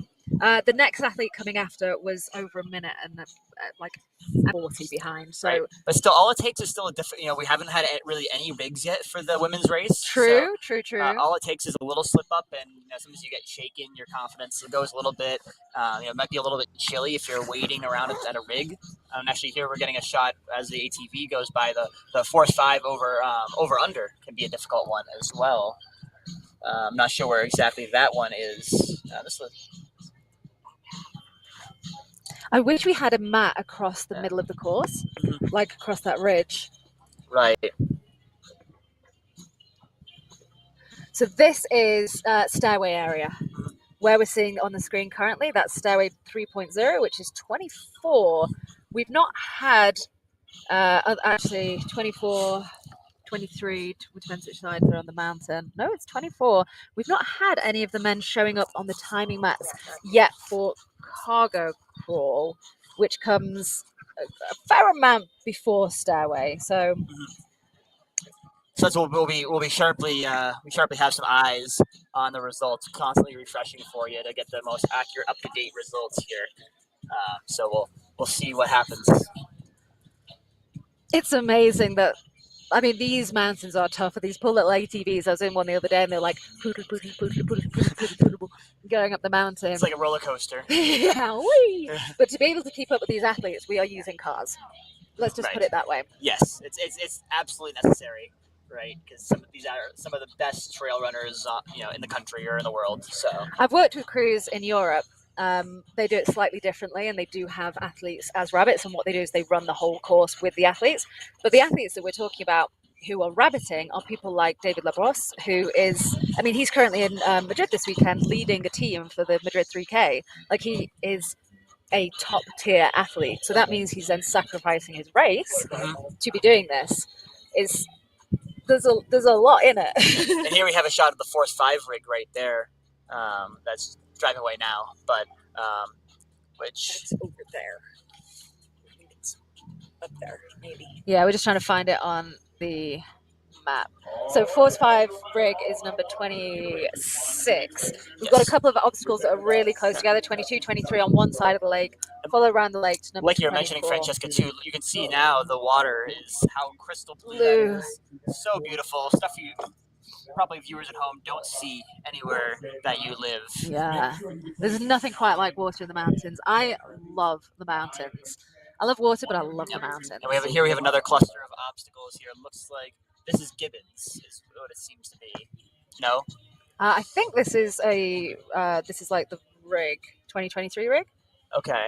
It's hard to see because, again, the sun in the picture is not entirely clear. We've still not had the male athletes come through on cargo crawl. Which is obstacle 20. So we may be waiting quite a while here for anyone to come through. And unfortunately, the last timing we got for the women was there's this big gap of almost like double between confidence climb and cargo crawl. So we don't have eyes for quite a long time. So I think, pardon me, it's so dry and hot here and I shout so much I start to lose my voice.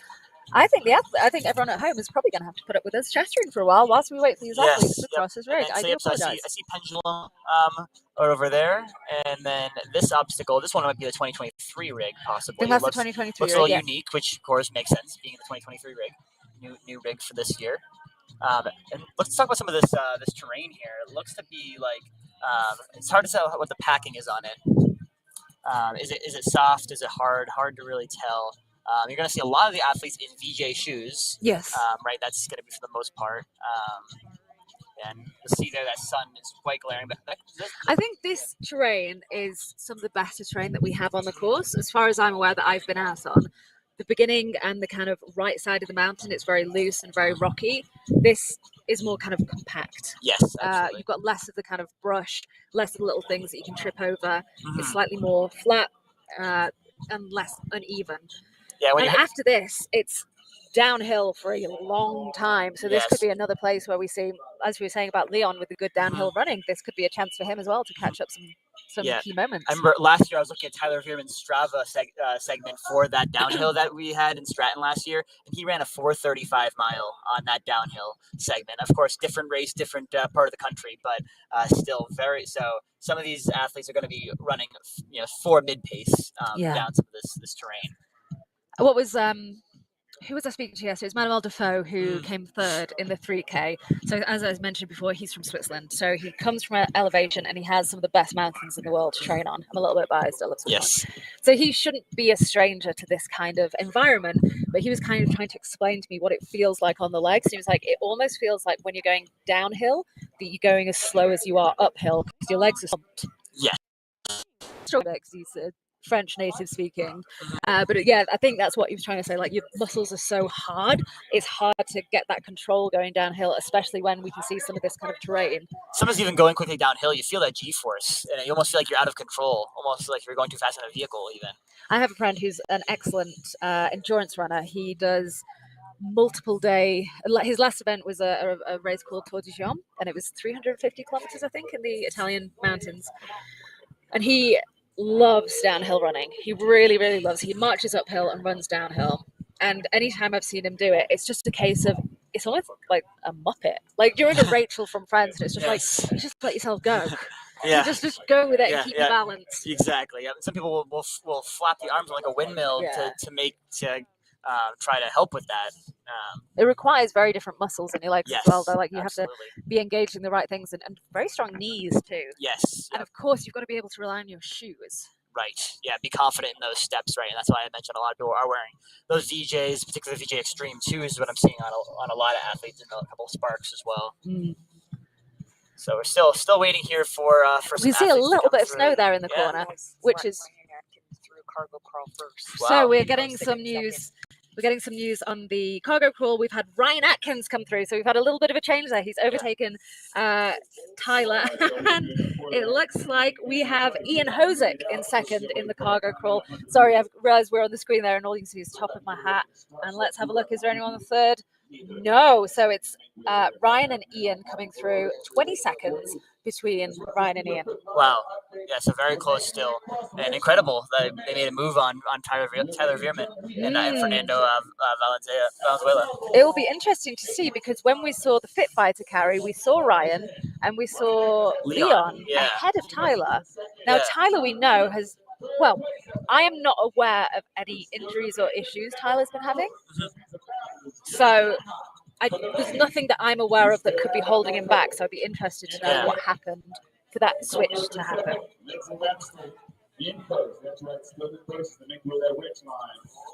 Ooh. So I just heard on the we've got Mr. Jean on main stage. He is absolutely wonderful, and we just heard in the background Lindsay Webster is currently in first, crossing the ridgeline. They must be able to see from where they are. If you excuse me for a second, I'm going to stick my head up. Yeah, I want to see this. Try to see if we've got a wonderful assistant here who's feeding us results as they happen, and she's just gone to have a look to see if we can see what if there's anyone on the ridgeline. But that is a view I don't really want to miss. Let's have a quick check on the results, see if any men have come through. And meanwhile, on the women's side, you'll see on your screen that you got the top 10 there. Looks to be really not much shakeup. Looks like Julie Best has moved up a little bit, passing Caroline Colstow there for 7th. Calypso Sheridan 9, Katie Duke, the swimmer there who's taking the Deca world a little bit by storm there and around in the top 10. It was nice to see.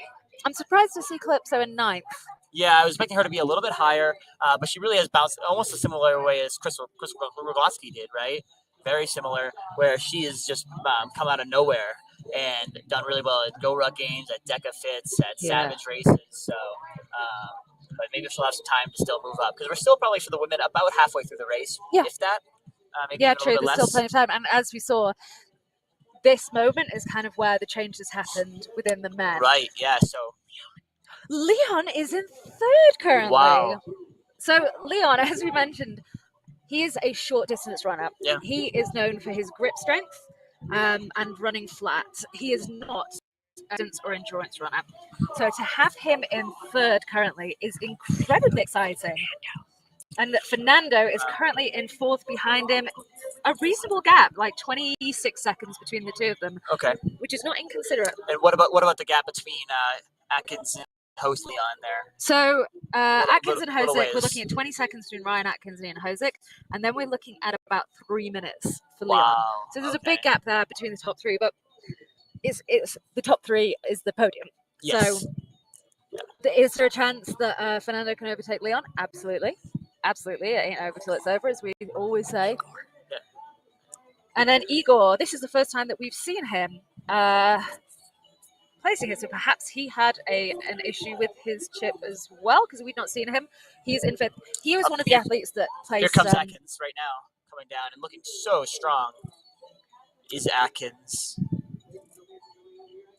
Igor was one of the athletes that kind of signed up really late. And we just lost a bit for us aware of yesterday, but he is a fast athlete. Yeah, and then Igor has been on the podium the past 2 races in 2022 on 3K and 15K. So Igor had a really great weekend. Ian really pulling it out the bag this weekend, isn't he?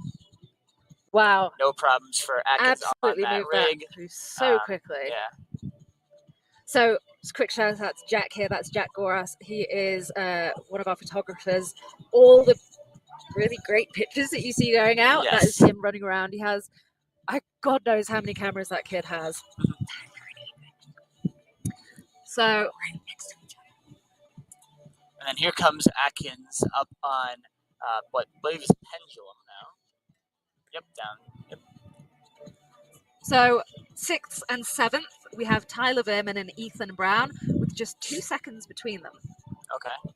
I am surprised to see Tyler sitting in 6th. Yeah, me too. Because like I mentioned at the beginning of the broadcast, he was one of our top athletes to watch out for. Yeah, I mean, why wouldn't he be? Right, given that, like Ian smartly using that water station, right? Like for this kind of race, you want to use the water stations for sure if you can. Yeah, but also I think right now for Ian, he desperately does not want to lose sight of Ryan because he does not want second. As much as he was so happy to get second yesterday at the 3K, he wants to win. He's not running for second place. So the longer he can stay on top of Atkins, the better. So Ryan currently sitting in 1st in 15K. For years, he was always the bridesmaid, never the bride on the 15K. Could this be the year that he finally takes it? Yeah, and same thing even for his Spartan World Championships as well. He has that one win, I believe, in 2021 in Abu Dhabi, but I think he has 6 second place finishes in Spartan World Championships in 2020 in his whole career. So it was. I always felt like it was a bit harsh. It's kind of like he was always on John's tail, always on John's tail. Like if John wasn't there, he would have taken it. And then some new athletes kind of came along. Right. The athletes kind of developed more, and he didn't get to take it. And I love Ryan as well. I know I say I love everyone. I do love everyone. We are so fortunate in this sport to have. Is so great. Yeah, and he's a wonderful guy. Both him and Lindsay, like they're such a great couple of people, and I want him to do well as well. I'm actually very curious. Oh, this is okay. This is like. So this is Stairway. This is Stairway. Okay. It's so different. So I don't know if you saw the live we did with Adrian the other day. It's like it's not even Stairway 4.0. It's almost completely new. And do you know, are feet allowed on that obstacle? I would say no. Probably no. Okay. No. I think it would be harder to get your feet up there than to just do it with your hands. I've seen an obstacle that's kind of a hybrid between that and high road traverse that I've used my feet on before. So unsure if feet were allowed there. So here we go, over under. I was going to say very few obstacles are you allowed to use your feet on. But this Obviously, one. over under is one of them that you can. Yep.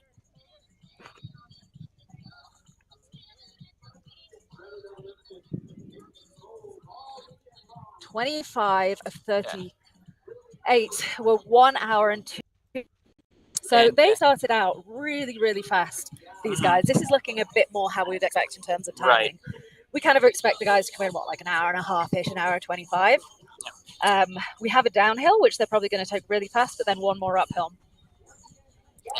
Ryan storming ahead. Yeah, Hosick and Atkins were on that obstacle together. It looks like Hosick is definitely struggling a little bit on the dismount there because you have to get over the line. It's a little bit of an ungainly obstacle, isn't it? Yeah, you have to shimmy yourself backwards. And sometimes if you have a lot of skin actually and sticking to the obstacle, you can get a little stuck. Or even a clothing item as well. So it can be a little bit tricky there.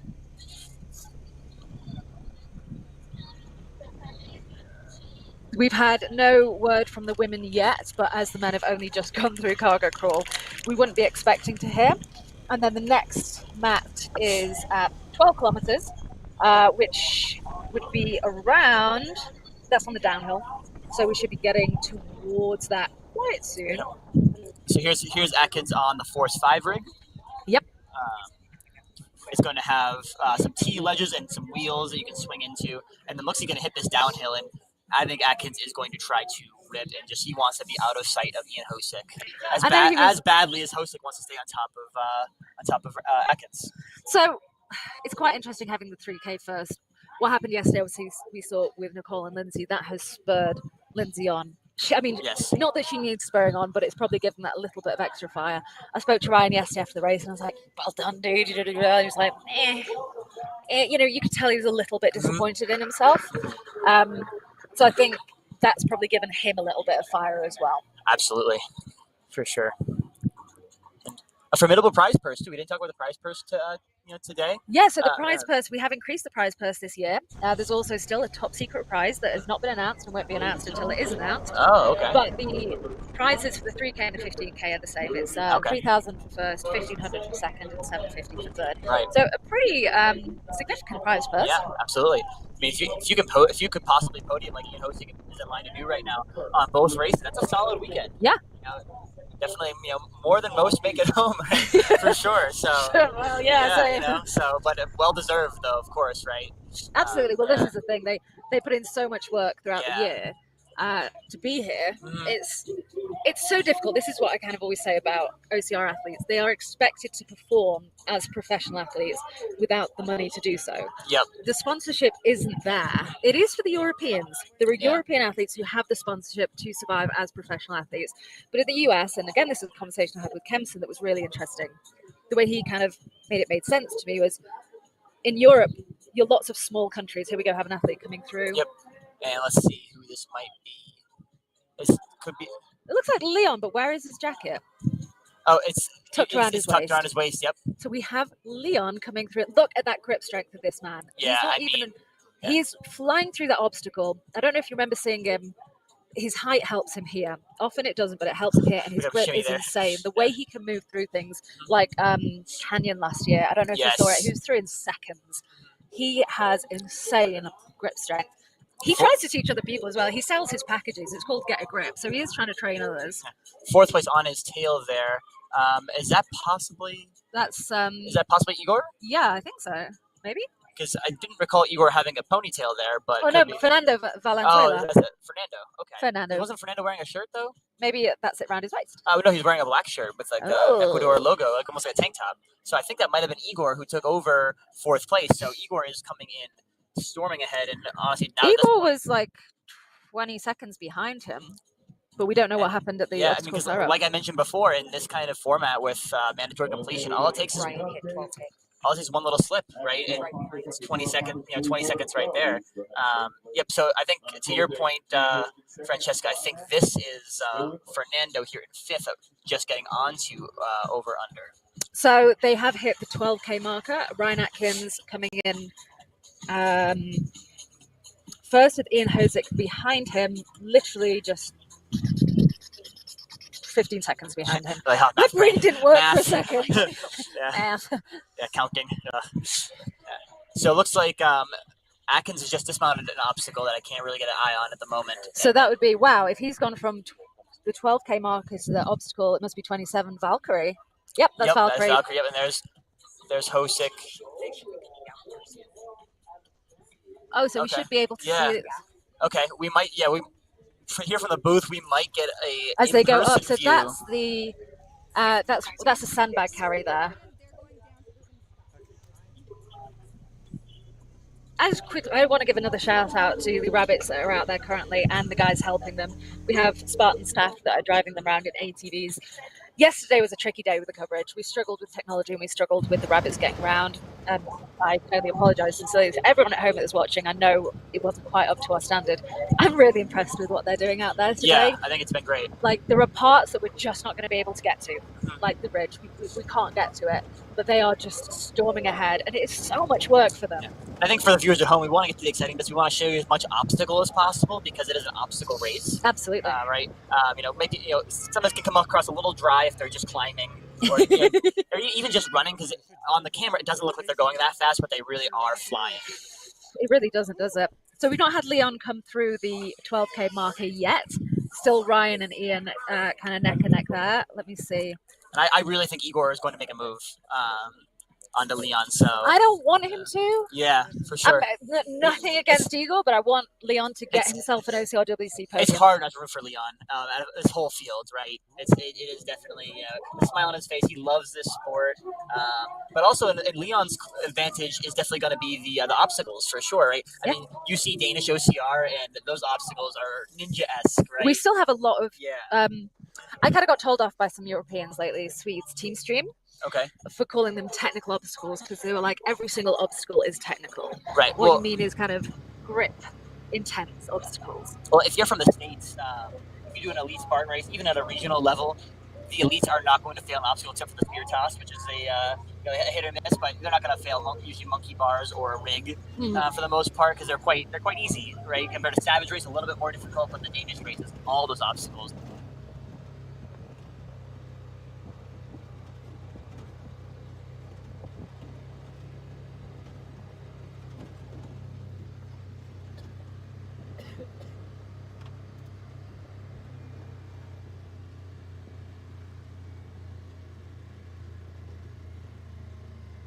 And I'm not getting that result here, but that's what I've just been told. Yep. So I'll try and update my page. We have another picture of Hosick running, and also his run form. They call Ian Hosick the mad scientist, right? Why? Because he is so concentrated on form and gait and mechanics. Okay. And he is a coach as well, and I hear a lot of his athletes talking about how much he emphasizes that in their running. So looks like they might be getting towards the bottom of the mountain here, so we're going to be kind of looking around there. Looks like we're approaching. Oh yeah, so we should see them coming around the bottom monkey soon. In the middle, possibly. Looks like I do see a twister into monkey bars into twister. Yeah, so after that is a sandbag carry, which we can see here from our booth that goes up and down. It's not as long as it has been in some races. Igor has hit the 12K marker a minute behind and seconds behind Leon, actually. Yep. So this is going to get really exciting for third place. I think we're safe for the first two. See Ian overtaking Brian. I don't know. I mean, there's 20 seconds behind. There's one obstacle, right? Because you just saw Atkins dismount Urban Sky. Yep. Right as Hosick was getting onto it. And you should see Jack Morris running around too with the camera, like really full on sprinting. Lindsay Webster has crossed the cargo crawl, so we should see Nicole behind her very shortly. Yeah. Here's the hoping, right? Because we want to see a great race. So, absolutely. But I mean, Lindsay's running ability on mountains is incredible, and now you see Hosick and Atkins going up a big climb here. Yeah. No more athletes through on the 12K marker for the men yet. And we've not seen Nicole on cargo crawl yet. Yeah, they were seconds between those. Right. Yeah. So that's a big question: is what kind of gap did they put? And even they were together for the 3K for a lot of it. In the back half of the race, Lindsay did put a good gap on her in the running, but then of course the obstacle proficiency out of Nicole brought her back into it enough to make that big move on the A-frame cargo at the end. We could see sitting here our little ATV pootling up the hill, ready to catch the athletes when they come off, and we can just see over there them. Ryan, it's so strange to see them in real life after watching them on a screen. Right. It feels exciting, Yes. like they're actually real people. We can see. Oh, what's happened? Oh, have they got a crawl on that? Yeah, they're both on their. They're they're both really low. Yeah, they're dragging their sandbag.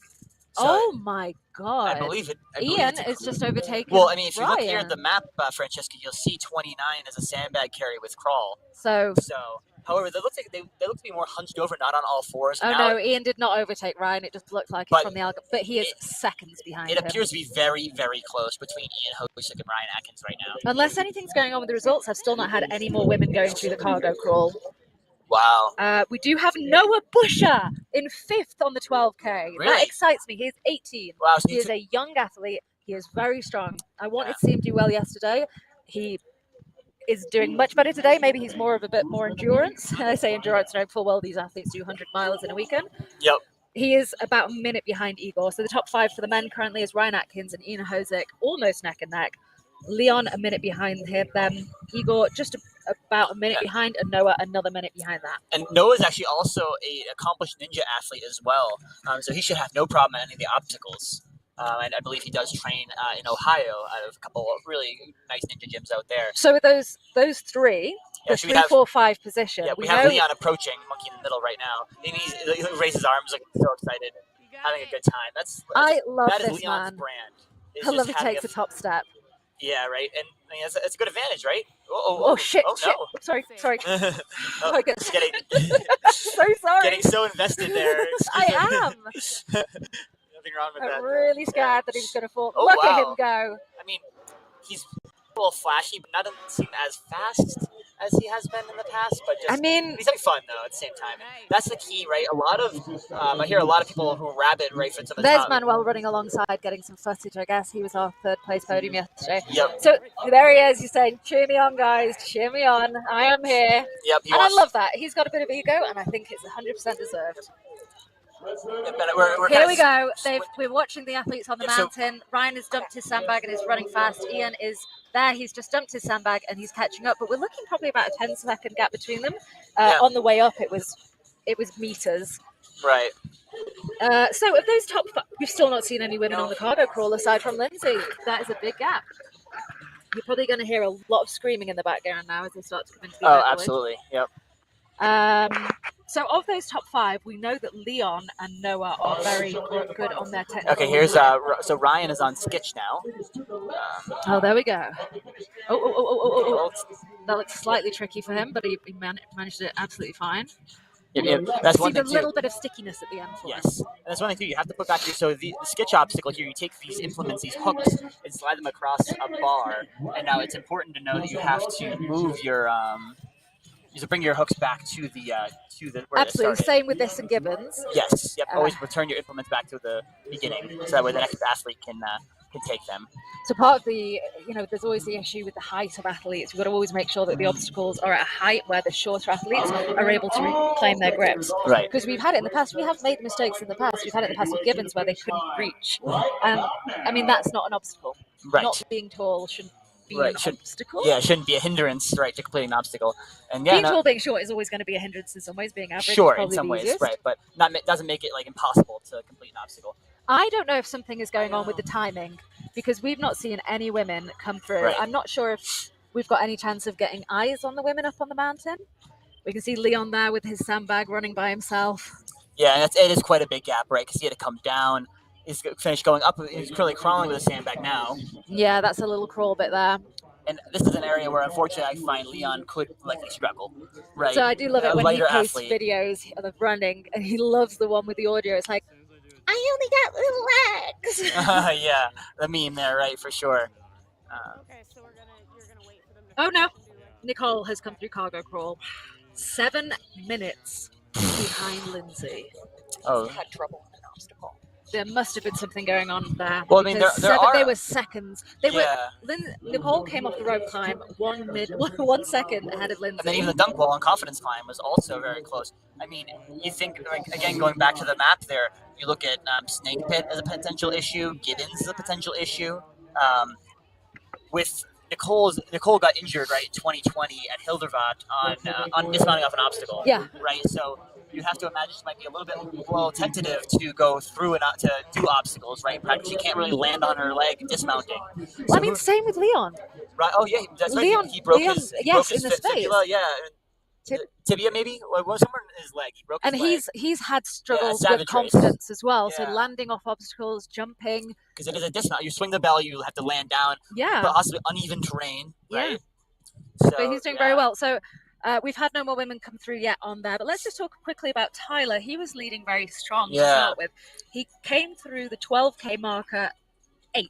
Okay. So he's gone from 1st to 8th, and we're looking at a gap of 6.5 minutes between Ryan and Tyler. Yeah, and Tyler, actually, I was working with him as an athlete for a few months there. He's you got something going on there? We can see on the, I'm so sorry to interrupt you there, we just saw there's 1, 2, 3 athletes coming through on the sandbag crawl. I can't see it. Yeah, we're currently not watching the broadcast, but we are watching the next to Leon is just, so we can see it from our booth here. Leon's just tackling the descent on the sandbag, whilst the other 3 athletes behind him, which we can assume to be Igor, Noah, and Fernando, are just starting with the sandbags or about to pick them up.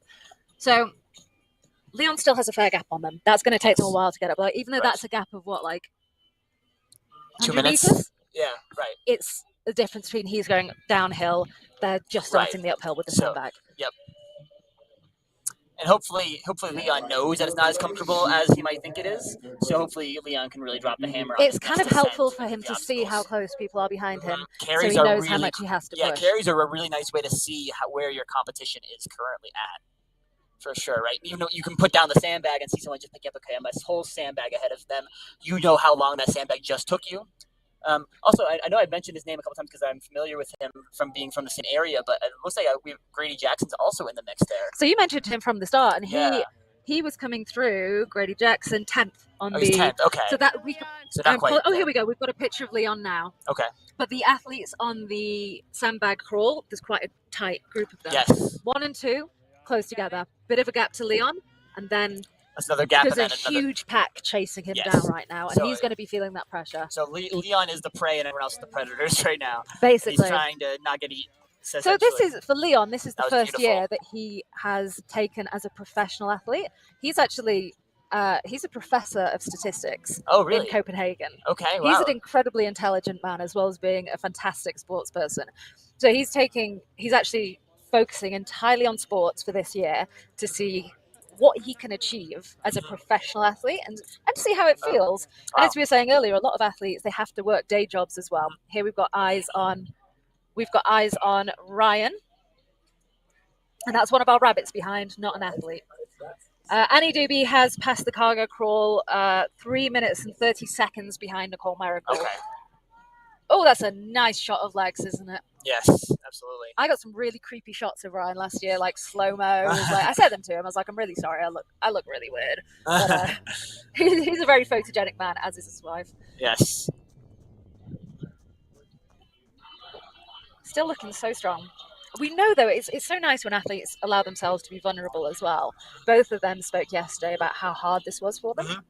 And I think that's kind of the saying, is it never gets easier, you just push harder. Here we have Canyon. You can even see Ryan Atkins walking up to the canyon, which is honestly kind of rare for Atkins. Right? So Canyon's a tricky obstacle. Like, he's quite long, Ryan. You've really got to scrunch your body up. You see how difficult this is when you see the age groupers and the opens do it, where they, they're doing figure of 8 and other such chicken things. winging. Chicken winging. I can't wait to see Leon come through this. It's spectacular seeing him come through this. Yeah, obstacle. especially like we mentioned before, him being a shorter athlete as well, right, is going to impact that. So we just got Rose coming through cargo crawl about a minute after Annie. So the top 4 currently for the women is Lindsay, Nicole, Annie, and Rose, with a gap of over 10 minutes between first and fourth place. I apologize, we've not had eyes on the women for a while. I think one of the cameras that was following the women has dropped.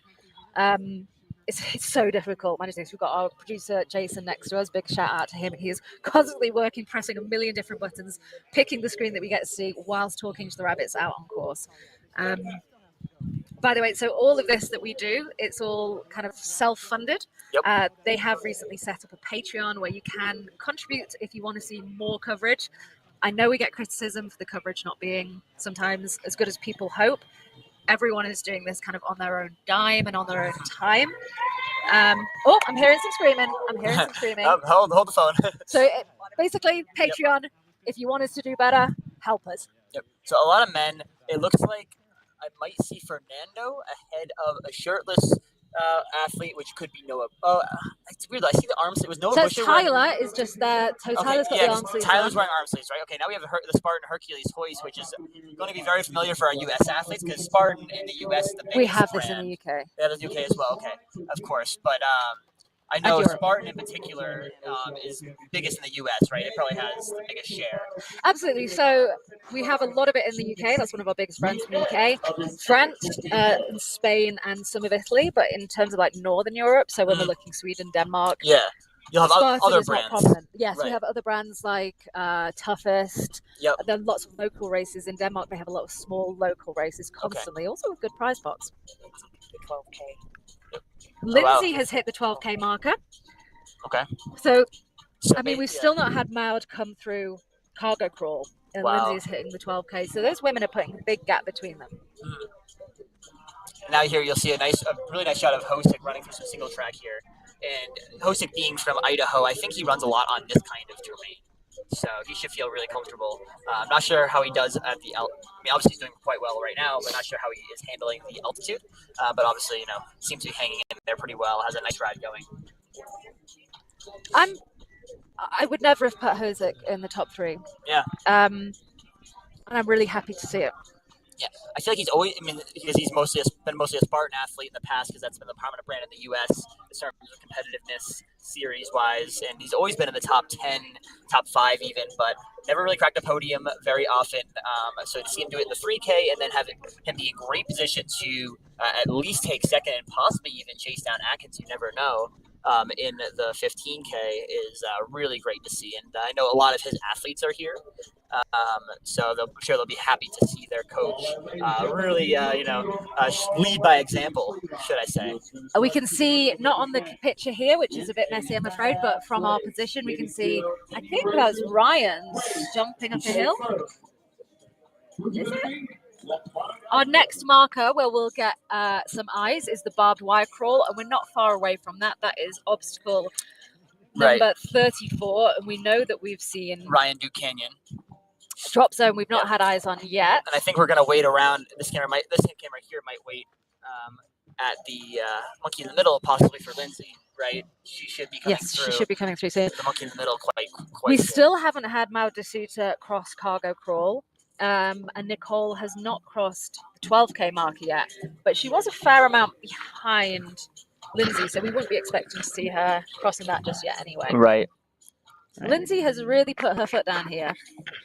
I can see Tyler there running up the mountain. He's running really strong, arms pumping. The athlete behind him is kind of hands on knees marching. Mm-hmm. Which is kind of how I get up a hill. It's like I'm using my legs for support. Well, yeah, right. You're pushing off your hand off of your quad to make it more power. One thing I like to do is I like to count my steps sometimes. Okay. So do 10 seconds of running, 20 seconds or 20 steps rather of hiking, and go back and forth there. It's a good way to stay engaged on a long hill as well. And just try to keep moving forward. Try not to take breaks. Right, you'll probably see some age groupers later in the day sitting down, stretching out some cramps. I sometimes like to pretend I've got like ski poles, hiking poles in my hand, and I find like if I kind of march with my hands and almost dig them in, as if I'm using them to help me up the hill, almost help propel me forward. It's so Maud has come through on the cargo crawl, but no one has come through on 12K. So for the women, it's still Lindsay, Nicole, Annie, Rose, and Maud, but we're looking at really big gaps. Maud came through the cargo crawl 9.5 minutes after Nicole, and Nicole was a fair amount behind Lindsay. And looks like we're getting another shot of Ian running. So although previously, for most of the race, Atkins was in the frame, but now Atkins has been out of the frame the past few minutes, so not too sure if the gap has grown between Atkins and Hosick. I'm trying to look up the hill. I can see a red shirt on the hill, but So, I don't know if that's yeah. an athlete or if it's a crew member. Mm-hmm.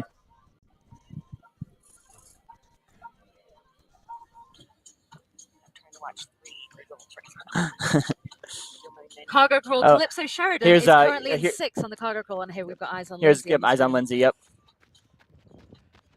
looking so smooth. I mean, she's also taking the Sky running Worldwide Storm as well. She's done less OCR, right? The past, and that's maybe why she had a little bit of inefficiencies on some of the obstacles in the 3K. Yes. Right, compared to Nicole, done much less OCR racing. But when it comes to the mountains, yeah, a beautiful runner, right? I mean, and again, Lindsay being a prominent Spartan athlete, she should look really smooth on this here, right? I mean, she has time to take her time here. Yeah, absolutely, right? Like, if I'm Lindsay Webster, I'm not trying to make a mistake, basically, right? And waste any energy doing that, trying to get us through efficiently, but as cleanly as possible. Ooh, she misses the handle there, transitioning to the second set of twister. So last year she did the 15K in 147. The year before it was 156. In Stratton, we were lower down, but we had more elevation. Correct, right? Yeah, elevation gain. Yeah, I was in the pro race, and I remember how smoothly Lindsay and Crystal Grosky, they were together. It was a great race last year between them two, where just went right by me on the hill. I thought I was working at my max capacity. So it's humbling, isn't it? Yeah. So some of these men that are getting passed by Lindsay here are really, really strong in their own right. Right. It's very impressive. Absolutely. So, and if I can get any names on some of these athletes, but I'd be happy to give them a shout out as well, because they definitely deserve one. We've got we've not had any men on the timing come through the cargo at the barbed wire crawl yet.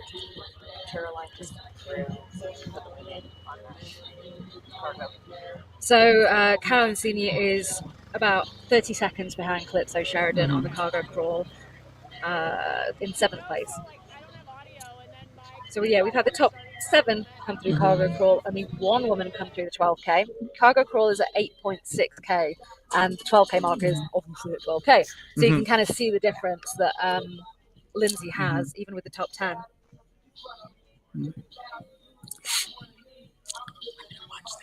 Ryan Atkins has gone through barbed wire crawl. So we're waiting for eyes there on Ian, Leon, and see what then happens after the top 3. And I'm peering between the 10th there. Oh, he's passed it, and he is running so strong, and I'm struggling to see anyone behind him. Yeah.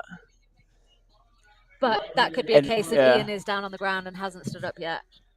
Is Ian in blue?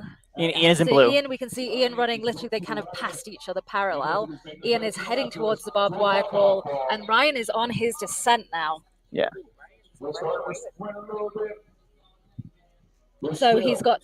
This really is Ryan's. Honestly, this is really Ryan's race to lose. It seems. So this is where point. the obstacles get mixed up a bit. Yes. So on the map it says barbed wire crawl triumph. It is not.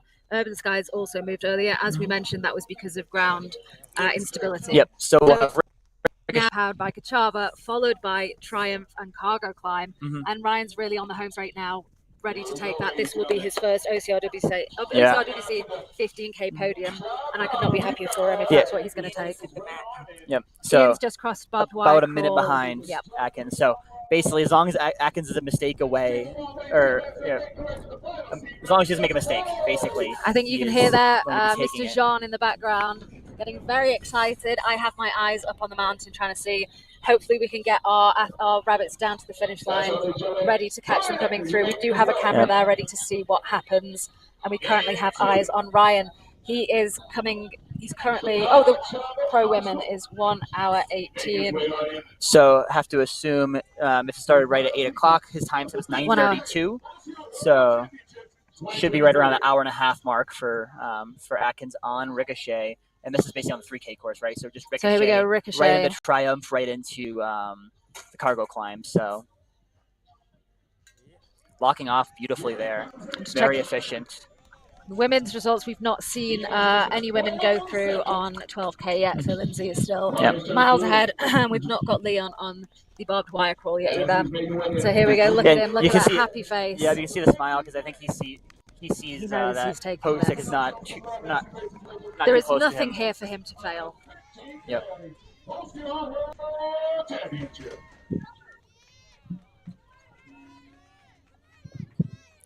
Yep, here goes. Here he goes. Yep. This will be an incredible result for Ryan Atkins. Absolutely wonderful. The king and queen of OCR, hopefully both taking first place. Yeah, and then it's really nice to see Atkins add to his decorated resume already with an OCR World Championship. His first, I don't know if he won a 3K before, but definitely his first 15K win. Here we go.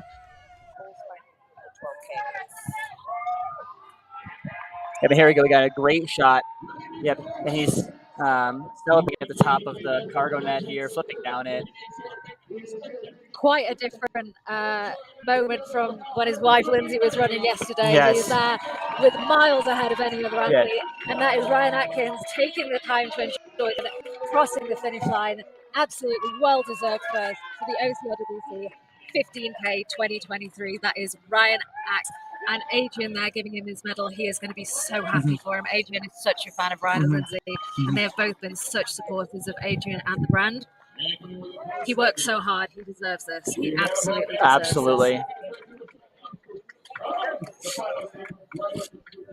And then it sounds like we got Ian Hosick coming through soon. And look at Atkins just doubled over there, right?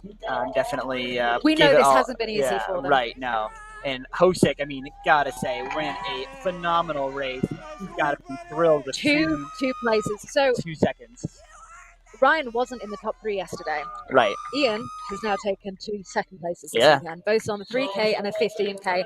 And that's quite astonishing. That's quite a feat to be able to perform so consistently across you're not going to see distances. You're not going to see that in regular like road running or track running. You're not going to see. Well done, Ian. No, that is fantastic. Second place male athlete is Ian Hosick from the USA, taking second yesterday and taking second again today. So just quickly update you on the women. Nicole Miracle did pass the 12K a couple of minutes ago as Ryan was coming through. Actually, if that's the case, we should likely see Nicole somewhat soon doing the sandbag. Yeah. We don't have any information on Leon. Yeah, but was that him? Can I see him on the mountain? It was a solid 3-minute gap between Leon and Hosick. Incredible racing so far from everyone. Like everyone has been pushing so hard, and we've seen some really big changes from who started out. Like I say, Ryan was quite disappointed yesterday with what happened. He knows he can perform better than that. Last year, he was disappointed as well. He's an incredibly accomplished athlete, and he is capable of so much. And today, he's really, really pulled it out of the bag. He has been with us for years and years and years. And every time he stands on that podium, it's deserved. But there's nothing like finally getting to that top step. Correct. Yes. Very exciting for Atkins for sure. 7 women have still only gone through. So we only have 7 women going through the Ocrwc crawl. Those women really got slowed down by that midsection in the mountain there. Yeah, and again, we don't know. There's some really tough obstacles. But we do have Annie just coming through the 12K. About 3 minutes, about still 3:30 behind Nicole. So the difference between them at the crawl there and the 12K mark were about the same. And then Lindsay actually had lengthened her gap between her split on the 8 So the next eyes we're looking on for Lindsay will be the 12K. Barbed wire. Of course, barbed wire marker, which is 2.75K away from the 12K. We'll definitely see if we can see any ponytails coming up the hill for the sandbag. I see where our women are at. I see a little body there that could be her marching. Do you see all in black? Yeah. I'm trying to think. So Nicole. Lindsay's in black, right? I think that's Lindsay on the mountain. Yeah, that's probably. I think it might be Lindsay. I think so. Okay, because Lindsay's in black, Nicole is in blue, and then I think Annie's also in blue. Leon's just come through the barbed wire crawl. Okay, yep. Here comes. Yep. He's running down. Yep. Leon has just come through the barbed wire. This is gonna be a great moment for Leon, I think. I'm. If he comes through third, you're losing me because I'm running down there, and I will be screaming if he's coming through third. But he has someone hot on his tail, so he has to make sure that he does not lose anything. This might be Igor Belousov. It absolutely might be, and it's very likely to be Igor. If we can get some action on those 2 shots. So yesterday, Leon was very, very happy. He knows Igor is a very, very fast athlete, and Leon was very happy to have placed ahead of him. Yes. So he's going to know he's on his tail. And then Igor has just crossed the barbed wire crawl 1 minute behind. Now, we are not far from the finish. The barbed wire crawl is 14.75k in. We saw how fast Ryan went from the barbed wire crawl to the finish. With Leon being chased with someone so close on his tail, there's a good chance he's really going to put his foot down. Yes. We know how competent he is technically. The chances of him slipping and falling are very, very slim. We don't have eyes on him right now. We're hoping to get some soon. But if we stand up, we can talk to you about it. I can see, who's that I can see running down the mountain? Looks like it's a camera. There is a camera. There we go. We have Leon on screen. We have Leon on screen now. Excellent. Thank you Heading to our to rabbits for Ricochet. getting over there for us. Nice little bend in the road. Again, let's not forget, Leon had a big injury. He was in a cast. He had operations. So this downhill is tough for him, but look how strong he's running. I'm watching him in person now. He's just about to hit the Kachava Ricochet. He should be absolutely fine on this obstacle. I cannot see. I'm not going to say it. Oh my god! Yeah. And I am so excited. All these athletes also did just fine on these obstacles in the 3K. So there he goes, right for the bell. Nice dismount. Oh my god! Yeah, he is so happy. This is what you live for, right? Like, you know, he's just absolutely thrilled. I'm sure he's getting a lot of word that he's in third place in a podium position. So we love to see that for Leon. He's already celebrating. This is great. Leon, I'm so happy for him. Yeah. He has worked so hard. Nothing like running through that festival area and soaking it in. My heart is beating so fast right now. I am so overexcited. I'm actually about to cry.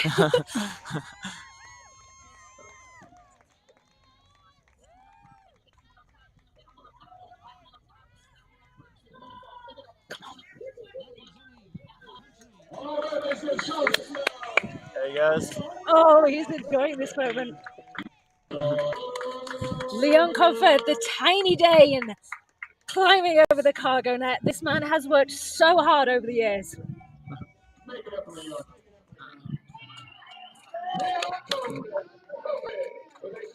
And he deserves this third place. That's awesome. So much. Yes! That's so great. He enjoyed that moment. Yeah. Oh, with Ian giving him his medal.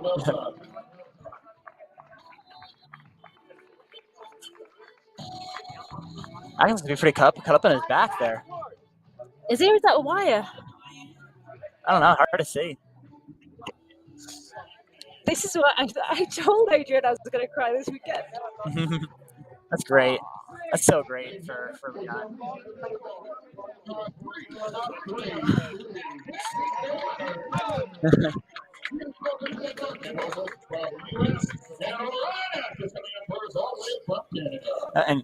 So there we go. That was our top three. 2 American athletes, 1 Dane. This is a world championships. Yeah. Sorry, a Canadian. Is from Canada. I'm really overwhelmed right now. And here's Igor Belousov coming in 4th. Obviously, a tough position to come in 4th, but I mean, an incredible race run by Igor. Right? Last year finished on the podium both races, and then this time coming in 4th. I think he was 7th in the 3K. So really another nice performance out of Igor Belousov. Now we have Lindsay on Canyon. Just here's going to be one of the more difficult obstacles for her. Really incredible pull-up strength on there. Yeah, makes that bell. So for the women, we had Lindsay, Nicole, and Annie have passed the 12Ks. We know Lindsay has, and Rose has just passed the 12K as well.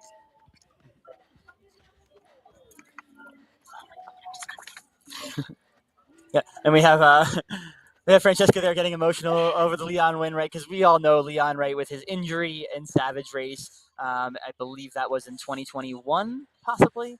Right, completely broke his leg, stepping in a pothole really early in the Georgia Savage series race there, and he was out for quite a long time. And again, Leon just embodies what this sport's all about. Really loves it. And yeah, it looks like Tyler Veerman there with 5th place, right? So he took a bit of an overtaking because he was in 8th. Yep, and you love to see that, right? Because I'm sure coming off as the defending world champion, right, and having some struggles, he could have easily just mailed it in for 8th, but that's not the kind of athlete that Tyler Griffin is, right? So he Noah, worked hard we've not seen Noah in quite a while. He was kind of in 4th for a while. He was in the top 5 for a while. Yeah, it was definitely Noah and Fernando, right, in that 4-5 spot, and then looks like Veerman kind of overtook him there. There's Veerman getting his medal. Yeah, a little bit cut up himself. Also a little cut up. So I mean, these athletes go through the barbed wire so aggressively. Yeah. Right, and here's Fernando. This has been such an incredible race. I didn't think anything could overtake yesterday with that finish line with Nicole and Lindsay, but this has been amazing and such an unpredictable top 3 flat men. Yeah. I wanted Leon in that 3K yesterday. I wanted to see Manuel. I wanted to see Leon. I love Rylan. I wanted to see him there as well. Oh, look at this race. Oh, look, we've got a bit of a competition going on It's here. like Noah Busher and Noah Bush and Ethan Brown. Ethan with a stumble. We've got another one of these moments. Here we go. No, this is Fernando. Still big, right? It's just Ethan Busher and Noah and Ethan Brown. Excuse me, and Noah Busher. Looks like battling for 7-8. There's So. I'm so sorry. I'm all sniffly now. The microphone is. That's okay. I'll take over there. So looks like Noah was able to overtake Ethan for 7-8 there. So we have our top 8 men through.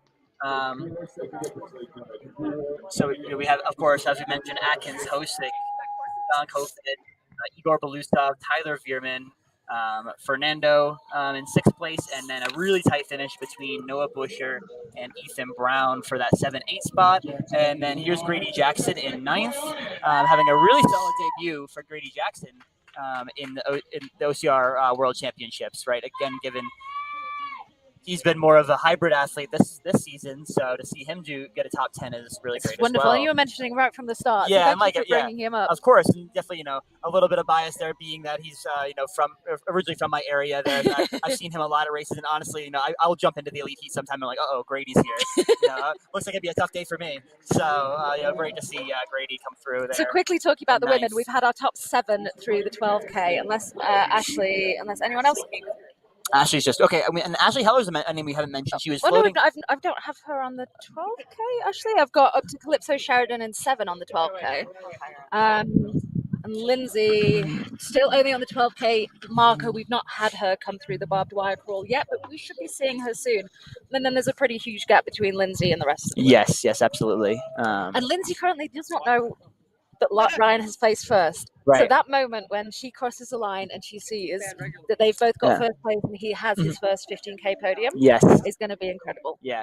I think this happened at Abu Dhabi in 2021, Spartan, but a lot of times it's been, Lindsay and Ryan haven't been able to coordinate by getting on that first place podium. Yeah. It doesn't happen very often. They're often locked for the podium, but they're not usually on the same podium. So it's nice to see, husband and wife on the same step.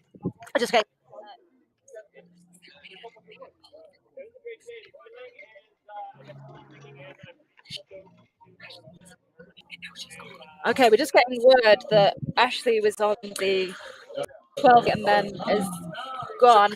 No, we wouldn't know. The question coming through was, if somebody loses their band, would they no longer appear in the live tracking? I'm going to say no. They would still appear because it's not until we get to the end. So we have DQ, right. The way it works here is as you can see, Ryan's on this screen. That's our 100% completion.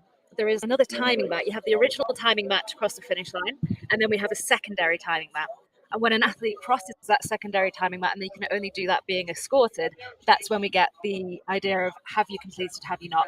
Mm-hmm. If you cross that timing mat, then you are a completion. If you don't cross it, then you don't. So the live results would still be going. So it could just be an issue with the timing.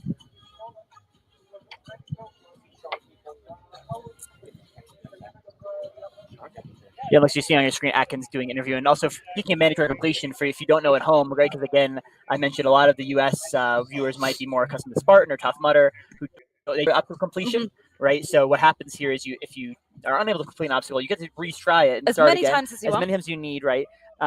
However, then you'll have to give up your band, and basically any athlete who finishes behind you with their band intact would then leapfrog you in the standings. Absolutely, and for European athletes as well, there are a few of those who are new to the sport or more familiar with the way that fires it. I don't know if you're... Yeah, somewhat. So that's 3-band system. It's incredibly complex. It sounds like the kind of games my sister used to make in the car. You have 3 bands. 1 attempt at an obstacle. Similar to Spark. You can attempt an obstacle. If you fail the obstacle, you lose a band. There's Lindsay at drop do that zone. twice, and then you have to run penalty loops. It's very complex. Okay. So all the kind of championships are running differently. Personally, I think this mandatory completion, 1 band, multiple attempts, is the best competition. Yes. But I'm biased, so I would think Although that. one thing that can get tricky in the age group area is that there people might be in earlier age groups kind of hanging around. So you're not people quite who sure. are people who are pushing for a podium who are catching up to the other age group who might be having a hard time getting on the obstacle or kind of clearing the crowd, right? Because people are standing around the obstacle, kind of shaking out their arms and such. And here it looks like you'll have our top 3 doing some interviews I really here. want to get down to that finish line. Yeah, no, I mean, I think Leon will be the man of the hour for sure. Not taking anything away from Atkins and his victory. It's funny, isn't it? Because yesterday Annie Doobie came 3rd, and nobody really spoke about that. Right. Because the battle between Lindsay and Nicole was so incredible. And we know she came 3rd, and we celebrate that, and it's incredible. Unfortunately for her, the conversation will be about those last 3 seconds. And I'm super duper excited for both Ryan and Ian for achieving something they've not done before. But I am so over the moon for Leon, a short course, grip intensive athlete, to be taking 3rd. And this is what I love about this sport. You just never know. Yep. You just never know.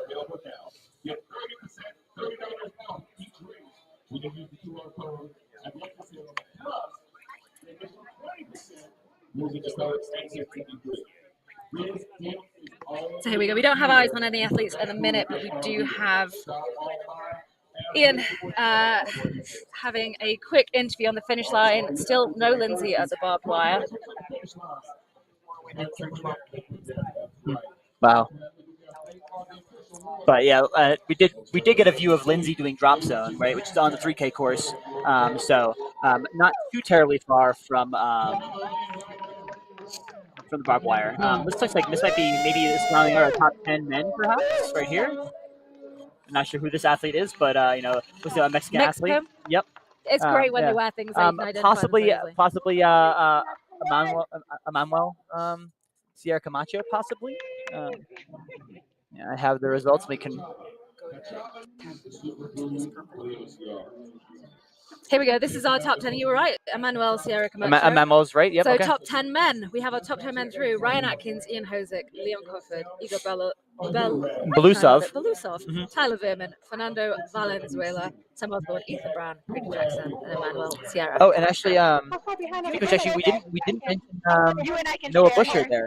Actually, so yeah, I had thought at first that Ethan Brown and Noah Busher. No, he was not old enough to be. Like, it was too old. Right, but actually, so I take that. So it was Sam Osborne who was in 7th there battling on the cargo net with Ethan Brown, who overtook him. I'm just going to interrupt you for a second. Lindsay's just past the barbed wire, which means from our seat we should be able to see her. Yep, standing through. Up in just a moment and then running there she downhill. Is. Yep. I don't know how. I know. Let's try running with that. Okay. They come through that section yet? The women. Here we go. Here we can see our eyes here on Lindsay. We've got a camera waiting for her to come around the bend. So that little hut that you see in the left-hand side of the corner, that's not far from, medium far from where she is. We'll see her come past that. It's again onto Kashav, Ricochet, and the home stretch. Just like Ryan did, her husband, the 2 of them together taking first place. Even if she had huge problems here, she's not going to be overtaken. And she can take her time to enjoy this first place. She can absolutely enjoy it. I love as well between the two. It probably won't happen today because I think Ryan's probably still tied up with media at the finish line. Yeah. Very often Ryan gets out on the course and cheers her in for the final bit. Yes. And that's always great to see, right? Such a great couple, of course, right? So I mean, the king and queen. Lovely. The king and queen. So we've got the team event tomorrow as well. Yes. I'm not sure who Lindsay's running with because I do know that Nicole Miracle and Annie Doobie are racing with Libby Joyce. Okay. She's a 15-year-old UK athlete. Oh, wow. She came 2nd in her age group yesterday and kept her band, awesome. Which is incredible. Here we go, Lindsay coming down the hill towards Ricochet, but I'm not sure. Lindsay normally runs with Ryan, but she sometimes they both kind of do 2 teams if they can. They might do a gender specific and then a co-ed, right? Ryan got first too. Here we go, Lindsay coming down to Ricochet. And we have Lindsay Wilson making her way into a contestant. She is coming into the Ocrwc. Ocrwc making her way to the Ocrwc obstacle. Yeah, and as we mentioned yesterday in the broadcast, every Ocrwc bag. Full bag of Ocrwcs. Yeah. Have you tried it yet? I have not tried it yet. It is delicious. So a lot yeah. of vegan proteins could be a little bit bitter. It's a super blend. It's not bitter at all. Like Okay. Ryan and Lindsay have been swearing by it, and clearly it's working very Yeah, well for them. not both bad. of them love Ocrwc, Yeah. and they're both storming through this race. Here she goes, super smooth and beautiful. But don't underestimate how much pain she is in right now. She said on the 3K, which we know is faster, but she said on the 3K she could taste the blood 400 meters in. She sailed through Ricochet. Yep. I wish the camera would turn slightly to the left. There we go. Yeah, or let her run by a little bit. Ricochet. Yep. She must be absolutely burning. Mm-hmm. But she still looks so strong. It's hard to measure. It's sometimes a bit hard to correlate the intense grit and determination and strength these athletes have, then with their really kind personalities. Like a lot of the top athletes are some of the kindest and nicest people I've met, and it's like, how do you align being such a being kind of like so soft almost, and that's not a negative thing, it's a wonderful thing, with then having that grit and determination. And then I'm sure both the Atkinses will no, move back. Yeah. The Atkins, they're going to have a big line of people wanting to take photos, especially given they're the champions. Here she is. And Lindsay is not one to like put her hands in the air and showboat or do anything like that, but she shows she must be excited. I mean, this is her. I like a bit of showboating. Yeah, I think athletes deserve it. Yeah, like at least just like a wave for the crowd or something. I mean, every time I finish a race, I put my arms in the air. Yeah. I did a 5-hour marathon. I put my arms in the air. Right. Here she goes. Yeah, and timing being 140. She did 147 last year, I think. Yeah, and gonna be well ahead of that. Here we go, Lindsay Webster of Canada. First place for the female 15K 2023. And not for nothing, overall she would have been 11th for the men, including the gap, right? Including the gap. So she finished in 140 high, right? So that actually she beat Tyler Veerman. What? Right, Tyler Veerman was 141 low, and she's ahead of. So Lindsay Webster would have been fifth in the men. In the overall, Lindsay Webster would have come in fifth. Wow, and I mean it's crazy, right? I think she just found out that her husband Ryan there just won as well. So it seems like she's like tearing up a little bit. She's almost more excited for Ryan than for herself in some cases, which is just great to see.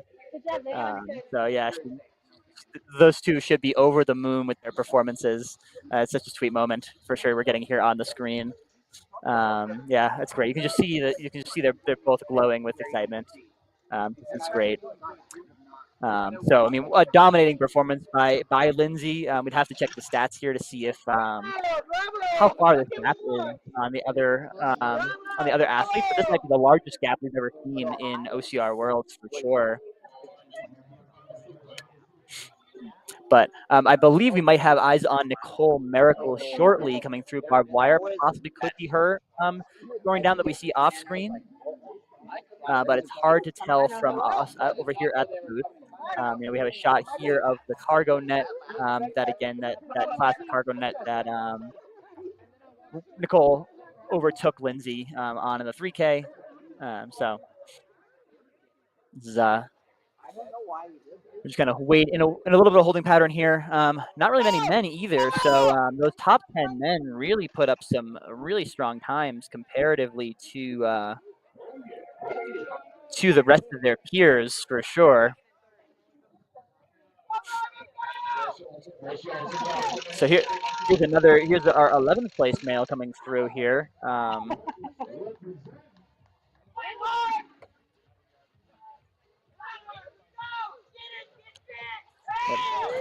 That's Noelle Medina actually coming in 11th. Oh, fantastic! So Noelle Medina is a southeastern athlete, I believe, out of Florida, out of Get It Core Fitness. You'll always see him if you follow him on Instagram. You'll see him doing the sweat checks on it. Really showing that accountability, like keeping other people accountable. But yeah, he's usually a podium contender in the Spartan series in the Southeast regional races. So good to see him with a really nice finish in 11th place. And a pro race, nothing to be ashamed of there. Coming in under 2 hours still for Noel, so that's a great time. And then right behind him in 12th, I'm going to give hopefully some lip service to some people who may not get as much. Absolutely, let's hear it. We're waiting for the women. So let's so and then in 12th place we have Nick. I'm going to say this wrong, but Charmanis out of Covington, Kentucky. So definitely probably a pretty more remote area. Probably doesn't get to a lot of races very often because it's probably a heavy travel commitment to get to any races. Absolutely. For Nick from Kentucky. So good on him for coming in 12th place again, still under that 2 hour mark for the men, which is an impressive time for sure. As you'll see, a lot of around this time we'll likely be easily winning in an age group level race. Hey, babe, you want to just... We'll get you all set up here. Okay. So kind of just getting a shot of the festival area here. Let me double check here my live result page. It always astonishes me how these athletes look so good. After pushing so hard. So I run for maybe 2 minutes. I'll be running for, and I turn into a beetroot, like sticky, sweaty. Lindsay's just run 15K. She placed, what did you say, 5th overall? Yep, but in 5th overall. Yep. And another athlete coming through. Looks like he's limping through the line there. Hopefully he's okay. She looks like she's not done anything. Like her skin is clear. Yep. But we know that she's working at capacity. We know that's an incredible. I mean, I'm so proud of that result. Yep. And then again to get some more light to some more athletes there. Jorge Silva coming in 13th place with a time of 1:57:40. So great finish out of Jorge. Again, just still constantly refreshing our results, waiting to see it, or kind of nothing from Nicole peering over our monitor there, waiting for Nicole. I do see another athlete running towards the barbed wire, but again, could be looks like a woman. Yeah, potentially could be another gentleman. It's impossible, almost impossible to tell. But that looks like 2 women running towards the barbed wire crawl. Because I think we're about to get. That looks like it could be Nicole and Rose. Really? I'm looking from. I mean, we are far away. We're looking up a mountain here. But it looks like just hit. So Nicole just hit barbed wire crawl, and let's see who's behind her. It could be Rose. It could not be. Rose always wears very distinctive clothing. 9-minute gap there, we're thinking, between Nicole and Lindsay on the barbed wire crawl. Yep. So we have another male athlete coming through the finish here.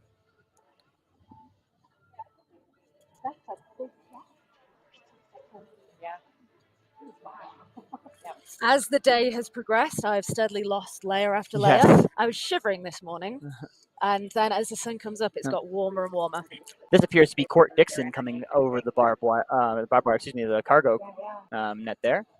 So he'll be in 14th place, and another really solid mountain runner, but maybe perhaps had some obstacle difficulty, perhaps for Court, being newer to this sort of race.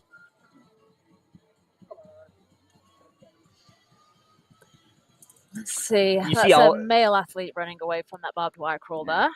You see all these athletes too with their hands on their knees right after they finish, right? Just being so out of breath. They worked really hard for at this point 2 hours.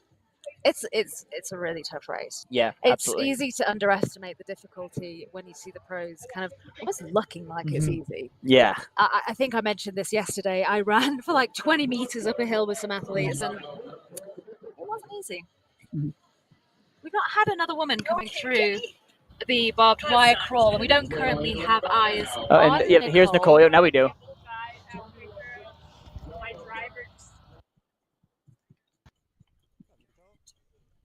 There we go. Eyes on Nicole on the screen. She's looking pretty darn happy right now.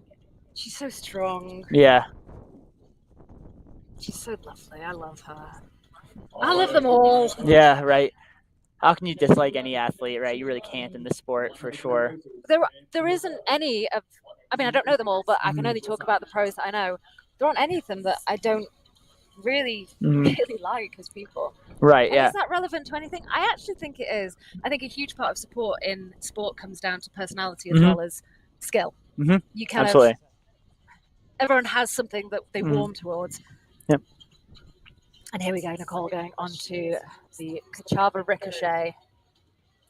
We're waiting for any more women to cut the barbed wire crawl right now. And she had, oh, Have we? Nicole's Nicole's- struggling to get to that ring. There we go. Yep, she a couple of whiffs on the ring, but she seems to have recovered onto that last board now. And she's It's frustrating for us, so I know it is at home and the camera's just slightly off. It is difficult though with these gimbals. Sometimes they have a slight mind of their own. Yeah, they're really, really, really well practiced with them. Right, for sure. And again, another shout out to those rabbits who are volunteering their time to do this. Absolutely. So here's Nicole Miracle coming through. And again, another really strong weekend, right? At first, right, because we had the COVID year in 2020, Ooh. right? Oh, wow. So she has not been able to race this race since 2019, and in 2019 in the 15K, she had DNF because she fell off an obstacle and bruised her leg, right, in London. So trying to think when the last, so maybe 2018 might have been her last 15K finish. Wow. So as she is one of the greats in the sport, it has been a while since she's finished the race. I'm sure she knows here. She's grabbing her leg. Was she grabbing her leg? Oh God, I hope not. I hope she's not injured. I'm on Triumph. It's always difficult when. Yeah, I hope I was. Oh God! She just fell. Oh my goodness! Quite drastically from the car. Oh God! Wow. She looks like she's in pain. I hope she knows she has quite a big gap behind her. Oh my goodness! This got interesting all of a sudden. So I was saying, when an athlete has been injured, there's always a chance it can happen again. But nobody has hit barbed wire crawl yet. Hopefully she knows. But she's looking behind her. She's looking to see, do I have time? She's still smiling. Yeah, she's walking fine, which is great. Take your time. Take your breath. Ooh, that's something you did not expect, right? Because didn't you hear the scream I just right, made? yeah. Every She looks really tired. It looked she was grabbing her leg a little bit after the second Triumph jump. Which leg was it that she had the operation on? Oh, I'm honestly not sure what side it was on, to be completely honest. She looks like she hurt her butt there.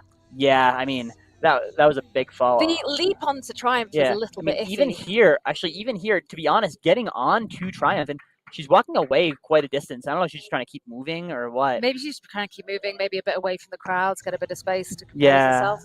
Yeah, because obviously, Nicole is obviously also a well-known name and a well-known face in the sport, right? So a lot of people are kind of, she has a little celebrity status, of course. Here we go. Oh, she's taking a run up. She's coming back to it. Yeah, let's see. Hopefully. Good. That looked like a more that was steady. more smooth, but now watch these leaps onto Triumph here. Hopefully she can absorb mostly with the arms, right? That's scary for an athlete. Both her and Leon, who have had these knee and leg problems. That's quite a scary leap. And the second leap, Triumph is farther. Yeah, even almost brace yourself a little bit. Come on, Nicole. Come on. Okay, so hopefully she'll take it a little bit more conservative, right? Because she really doesn't want to fall here again and have to redo those jumps. She was probably just.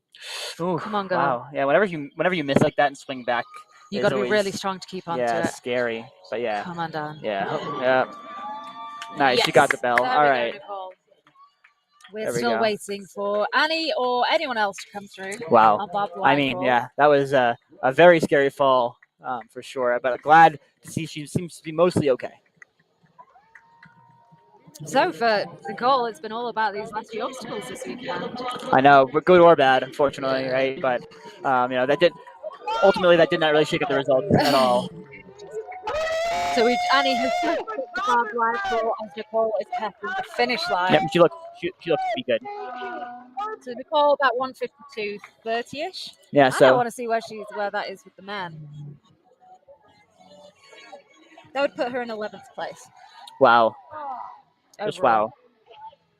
I would have liked to see that as a top 10. That would have been really fun. Of course. Yeah.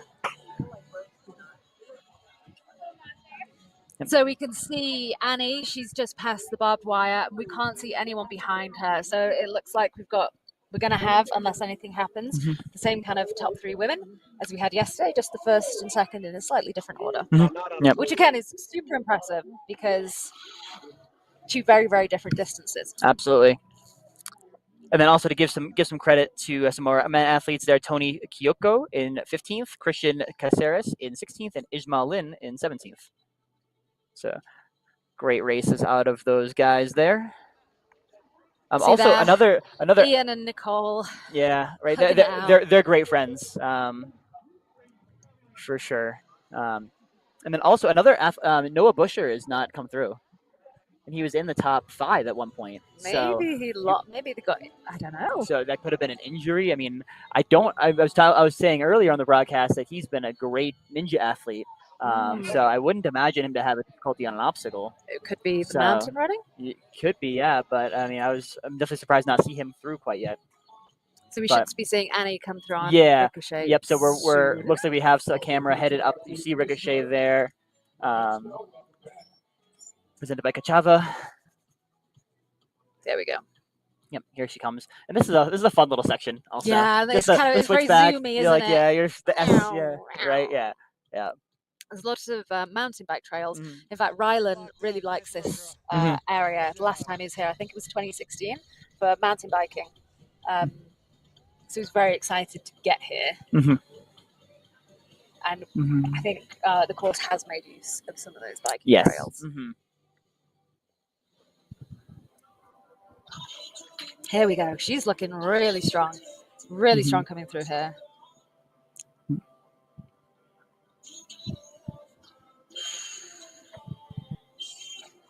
And that kind of swing back. It's heavy on the shoulders, isn't it? She's sailing through that. Absolutely sailed through that. Her obstacle game has really been impressive, right? She was an age group athlete in 2018 or 2019, I believe, and then the year after that, then took the elite Spartan Series by storm. Was that and has slowly gotten to be one of the better athletes in at obstacles. She had an elbow injury that kept her out of racing. I believe early Took this her year. a second to just like slightly grab the top, but still looking super strong. Yeah. I don't think any issues with. God, look at those legs. Those are some strong legs. Oh, aren't yeah. they? Incredible. Gorgeous. I mean, just as to be expected with someone who's going to run as much as the mountain goat girl is going to run, right?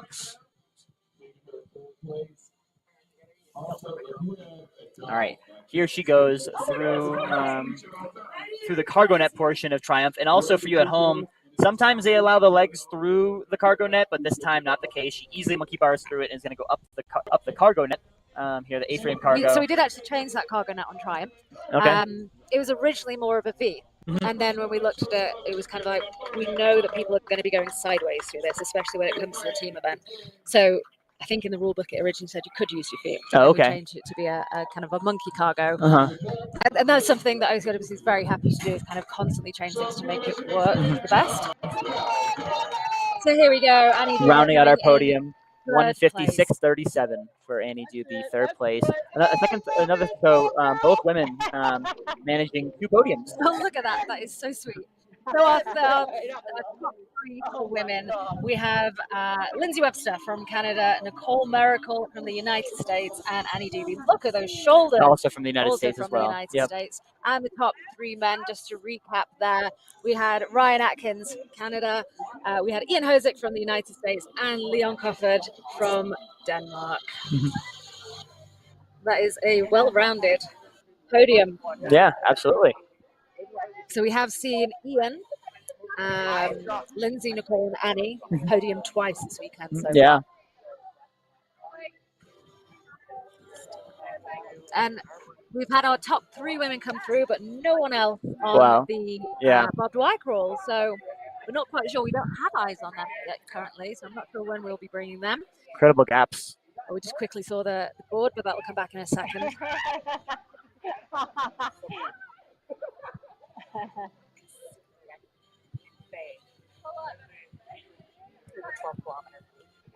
Okay. We're only just getting some athletes coming through the 12K. So there are some huge gaps there in the female top 10. Here we go. The Pro Men 15K leaderboard. In first place, Ryan Atkins. Second, Ian Hosick. Third, Leon Cofford. Fourth place is Igor Belusov. Fifth is Tyler Veerman. Sixth place is Fernando Valenzuela. Seventh, Sam Osborne. Eighth, Ethan Brown. Ninth is Grady Jackson. And in 10th is Emmanuel Sierra Camacho. Some surprises there. Yeah, absolutely, right? I mean, I would say definitely the top 5. You would expect to be somewhere in the top 5 for the most part, or definitely on the screen for sure. Fernando Valenzuela really early on, holding second, third for a little while. Kind of seemed to slow down when Atkins and Hosick really took over, but held strong, right? Not too far behind Tyler there. I mean, a really small gap we're looking at there between Leon and Igor. Yeah, right, exactly. Actually, no, it's quite a big gap. No, no, it's not. Well, I'm really confused with time. My brain's not working. Yeah, no, it's about a minute. That's a minute gap. Yeah, that's a big old gap. But then of course you had Sam and Ethan the battle there on the cargo that was net, right? incredible, wasn't it? Yeah, yeah. That was really good fun. You see them still working hard, right? Because 7th, 8th is still an incredible achievement, and every placement counts. Absolutely. Absolutely. So we have just had word that Rose has passed. I can see her running across the mountain. Rose has passed the barbed wire crawl, so she will be our 4th place woman. It's going to take quite a while to fill out that top 10 for females, so I'm not sure if we're going to be going live for that whole time. But currently, we know the top 3 was Lindsay, Nicole, and Annie. Same as yesterday, but Lindsay and Nicole switched positions with some big gaps between the 3 of them. Yeah, very. And we're looking like it's going to be Rose in 4th place. Yeah, and you're kind of wondering is for sure what might between Nicole and Lindsay for that that really large gap to occur, right? Maybe could have been a step up on obstacle. You saw that perhaps Nicole was grabbing her leg after the second triumph jump on her first attempt, and then of course you saw her take a good spill on the first triumph on the cargo net. She really took her time, and similarly to how she's handled her comeback from injury, she took her time. Yeah, patient. She was positive. Yeah. She wasn't putting pressure on herself. There was no anger or beating herself up. Appreciate Get yourself together. Get ready to do this again. A really, really nice focus coming from Nicole there. Absolutely. So we can see, if I just look to my right over the hill there, we can see Rose running down the hill. That's going to be a problem. Heading towards Ricochet. Yep. She's always wearing some colorful tights, generally, or shorts. Yeah, and she usually has. This is kind of her running colors, isn't it? That vest. Yep, and the red vest. Yep, makes her easiest spot. I'm going to say it every time. Athletes who make it easy for me usually get more airtime. Also, I know I can recognize them really easily. Right, and also, can't forget that Rose is. I could be mistaken. Do we have an age on Rose? She might be in her 40s. She's in her 40s. In her 40s. She's a mum. And she's a mum, right? Exactly. So, just that the way she came, coming back from a pregnancy perform at this level is quite impressive. I mean, it's something I talk about a lot. I promote women a lot in sport. I myself had a child. My body changed completely. Like my feet grew 3 sizes. Wow. My ribs are bigger than they were. I cannot get my core muscles back. Like I've got problems with my back. She's struggling a bit on Ricochet. Oh, huh. Ooh. Okay. Yep. She's got it. Having a child is. When I say it's a trauma, I don't mean mentally. It's a physical trauma. It's a big thing to recover from. Sure. And I know we've got 2 athletes here who've recovered from big physical injuries. Yes. It's very, very hard. There's very little dedicated postnatal care for women. It's just something I will hammer on about. So when I see an athlete like Rose performing and coming back like this, it gives me more motivation to go, actually, no, we can do this. Yeah. It's hard, but it's doable. Yeah, and hopefully you're watching at home too. If no matter who you are, if you're a mom, you're noticing this is something I could try. Something I could do. Right? Maybe not quite at the OCR World Championship level just yet. But why not? We have journeymen. We have journeymen. We true. have the charity. I talk to people constantly throughout the weekend. If I see people with their family, I'm like, come do the charity wave. Like, oh no, we can't do this. I'm like, but you can. The charity wave is not a competition. But we have the journeyman wave as well, which is, it can be competitive if you want it to be. You can also take it a lot easier. This is fun.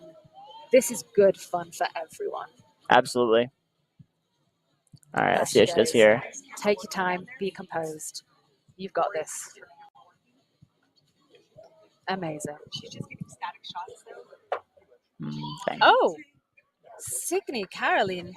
Caroline Senior has come through the barbed wire crawl in 5th place. Oh, wow. Okay. Incredible. So we'll be having a 5th place woman come through soon. So her and Leon run a lot together.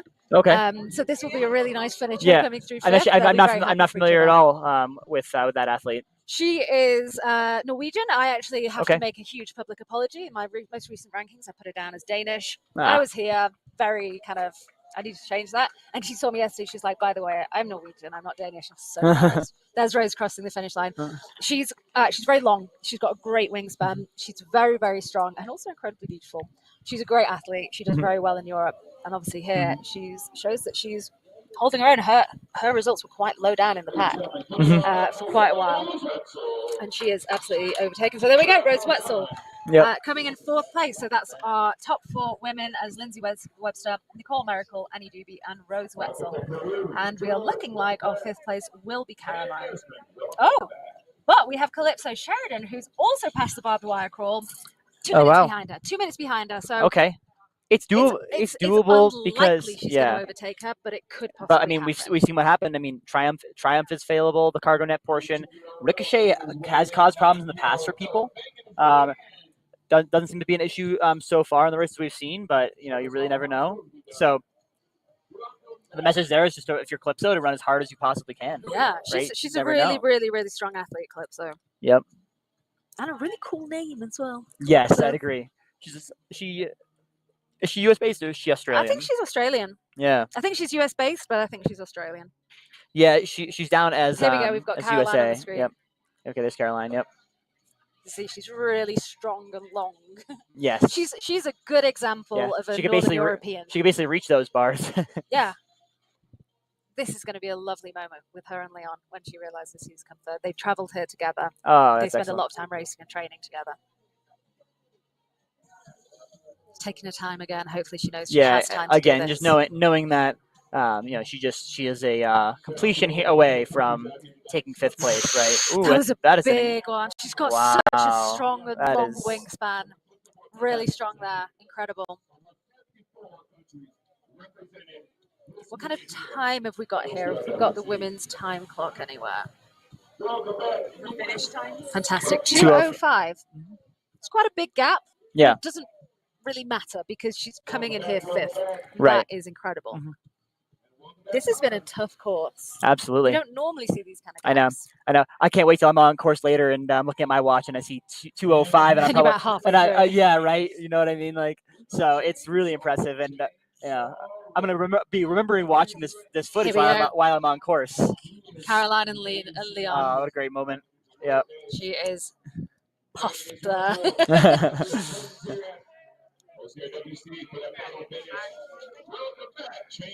Fantastic. So we have our top 5 women. Yes. So it's going to be Lindsay Webster, Nicole Miracle, Annie Doobie, Rose Wetzel, and then Caroline Signey. So did you say Caroline Signey? Is that her name, or because the results saying Signey Caroline? So it's down in the rankings. It's down in the trackie is Signey Caroline Colstow. I've always known her on social as Caroline Signey. Okay. But I may be getting that wrong. Let's say Caroline Signey Colstow. Okay. Awesome. Well, we do funny things with names in your Yeah, for sure. Well, regardless, great performance out of that athlete, right? Possibly a debut in OCR Worlds. I don't recall seeing her unless she was perhaps. She has been here previously. Okay. Sorry, who? Signey Caroline. Yes, she has. She has. Okay. But her best finish for sure, right? She did well on the 100 meters last year. Okay, got it. She's good, like ninja athlete. Here we go. This is Calypso. Yep. First I heard of Calypso was this year at a Savage race where she just kind of came out of nowhere, and now she's 6th in the 15K. So probably next year we're going to see a lot of her. Yeah, I would agree. And then also, she came on the scene in my eyes at Ocrwc Games, right? Took 2nd there among some strong athletes. Also has done really well at DecaFit. So I believe we're going to see her next month at the DecaFit World Championships. That's going to be in Dallas, first weekend of November. Wow. Oh, she's got her feet stuck. Oh, I think she had to flip again, whether she liked it or not. I've never been able to do that flip. Oh, really? Yeah. And she's pretty thrilled with her performance, it seems. She's not stopping for anyone. I'm getting across that completion line. Yeah, of course. You can take your time to get across that line. Yes. I'm so glad Rose's chip got sorted. I was so worried. I know, especially when we were seeing her, we were like, that's definitely Rose Wetzel, but it's definitely not on our list. So,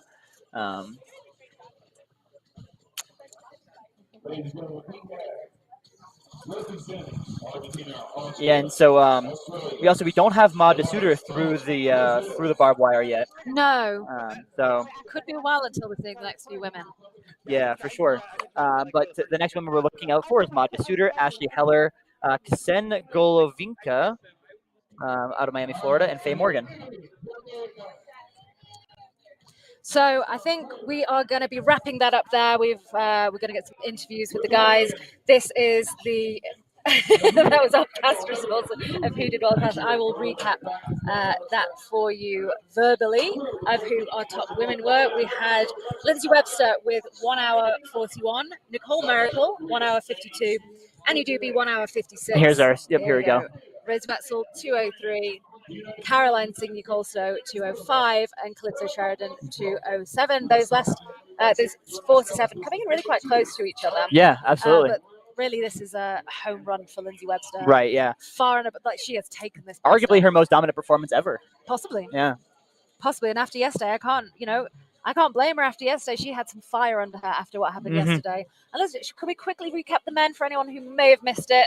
See if we've got the top 10 handy there. We know it was Ryan Atkins, obviously. Husband and wife taking the first place.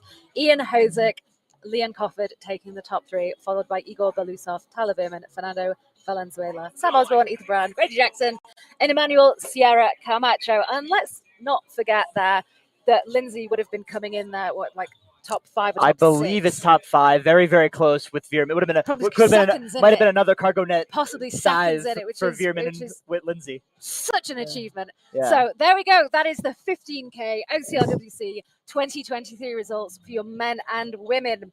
We have had an incredible day here today. It's been some really great surprise results. Yes, thank very you fun. so much for joining me. And thank you guys for joining me. We'll be back here tomorrow for the team event. We will be going live at 8:15 a.m. PST. So don't forget to join us. Same thing, OCR Report. You can also find us on Spartan YouTube and OCRWC YouTube. Thank you so much. Yeah, thank you for joining us.